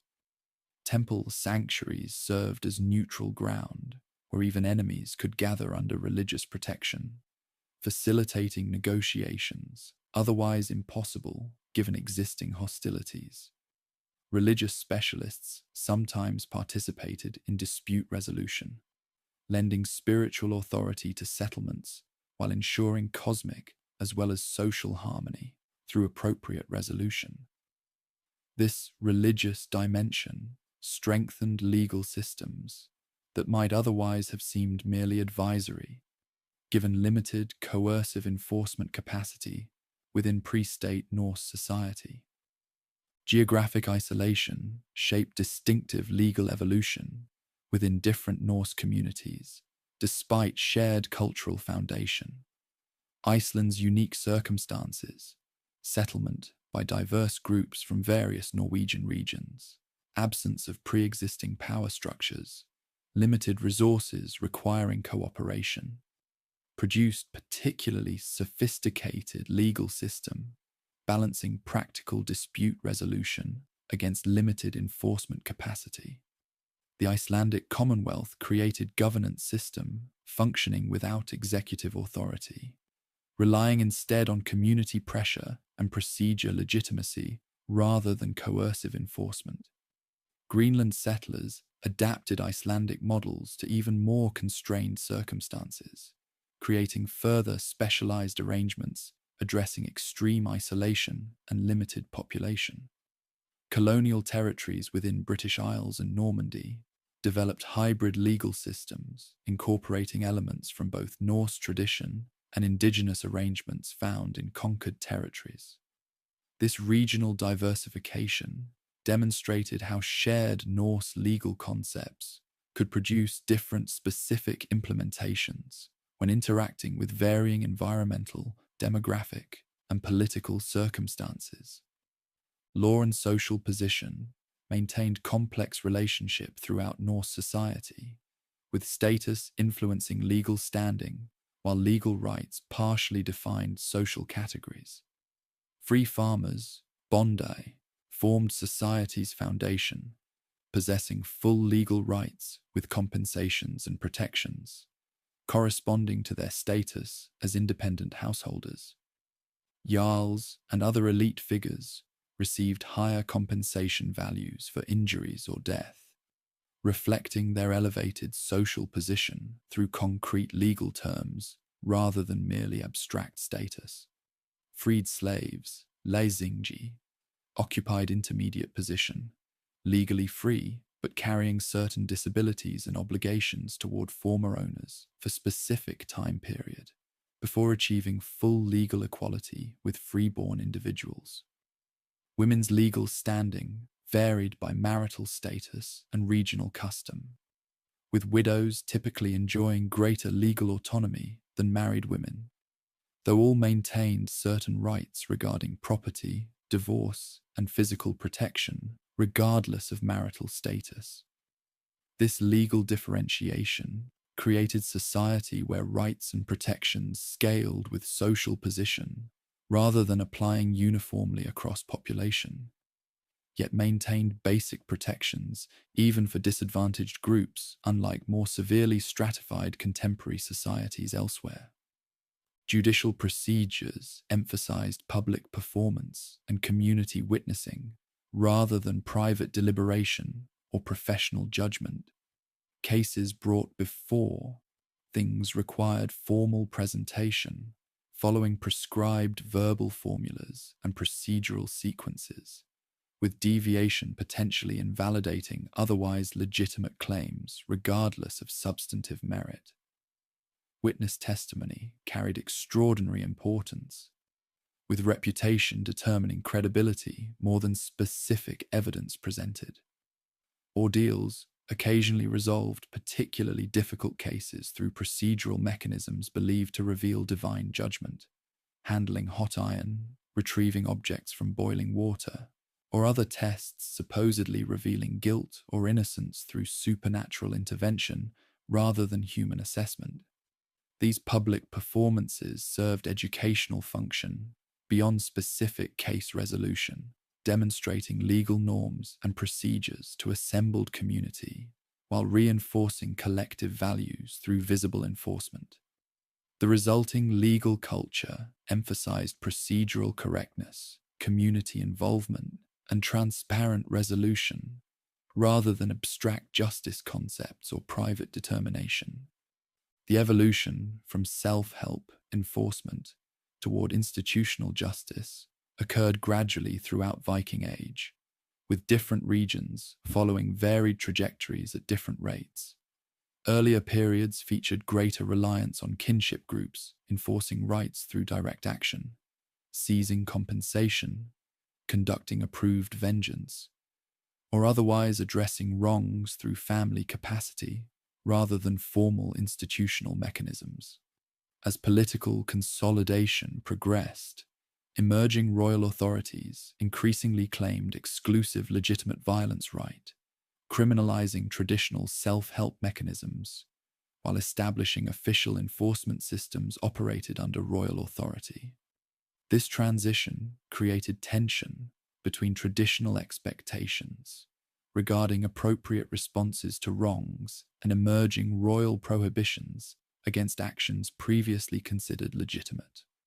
The resulting hybrid systems featured official procedures increasingly handling routine matters, while traditional mechanisms continued addressing situations where official response proved inadequate, unavailable, or less effective than established self-help methods. This evolutionary process produced neither purely state-based nor entirely self-help systems, but pragmatic combinations addressing practical needs through multiple complementary mechanisms. Legal evidence from later written sources reveals sophisticated understanding of intentionality, circumstance, and mitigation, long before formal philosophical articulation of these concepts in European legal tradition. Norse law distinguished between intentional harm, accidental injury, and various intermediate categories, carrying different compensation requirements and social consequences. Killing during declared feud or open conflict carried different implications than secret murder, lacking proper notification procedures. Self-defense claims received specific evaluation procedures, determining their validity rather than automatic acceptance or rejection.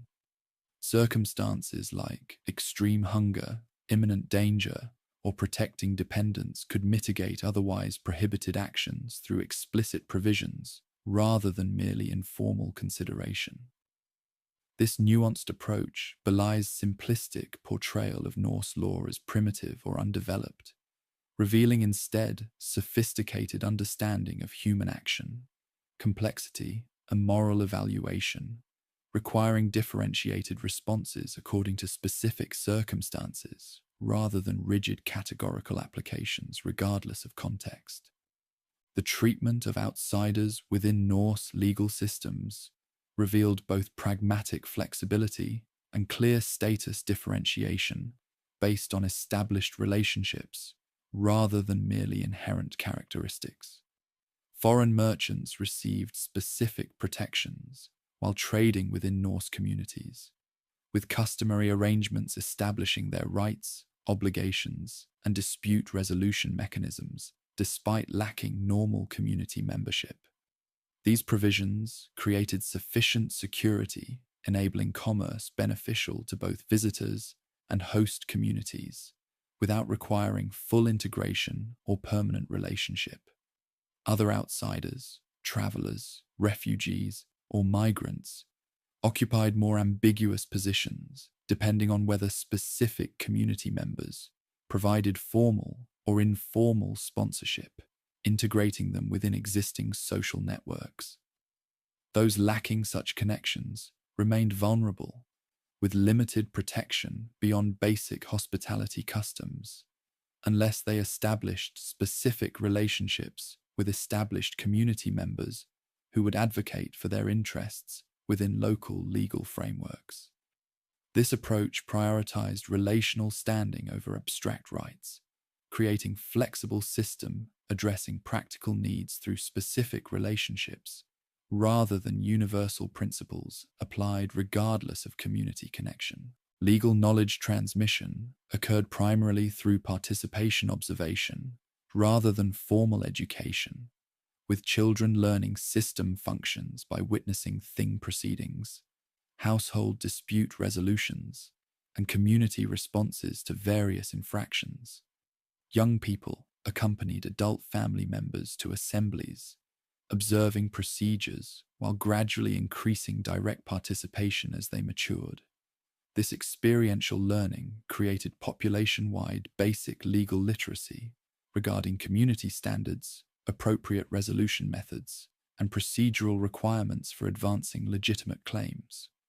While specialized legal roles like law speaker required exceptional knowledge beyond ordinary understanding, general population possessed sufficient legal comprehension to participate effectively in system designed for community implementation rather than professional operation. This distributed knowledge approach created resilient legal system existing primarily within collective community understanding rather than dependent on vulnerable specialized institutions that might collapse under pressure, or isolated documents subject to destruction or manipulation. The transition toward Christian legal concepts occurred gradually rather than through sudden replacement, creating hybrid systems incorporating elements from both traditions through pragmatic adaptation rather than theoretical purity. Christian concepts regarding individual responsibility gradually modified traditional kinship liability aspects, though family obligations remained significant long after a theoretical shift toward individual accountability. Increasingly centralized royal authority claimed divine sanction through Christian frameworks, gradually replacing thing-centered governance with royally appointed officials operating under monarchical authority rather than community delegation. Church courts established separate jurisdiction, addressing specifically religious matters, while gradually expanding authority into areas previously handled through secular procedures.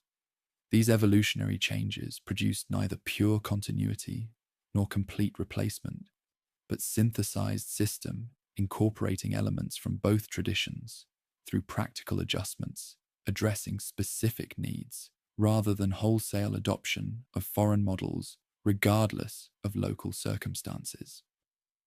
The Norse legal tradition ultimately represented sophisticated achievement, balancing individual protection against community harmony, procedural regularity against practical flexibility, and traditional authority against emerging institutional forms. Rather than primitive precursor to more advanced legal systems or independent development isolated from wider European traditions, Norse law embodied distinctive approach to universal human challenges regarding social order maintenance, dispute resolution, and justice provision within specific environmental, technological, and cultural context.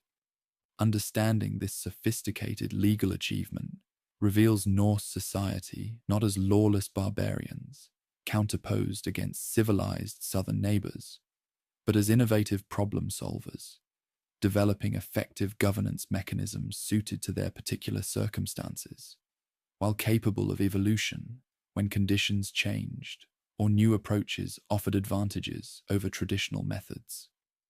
This pragmatic adaptability, balancing innovation against traditional wisdom, characterized Norse approach to governance as it did other aspects of their remarkable culture.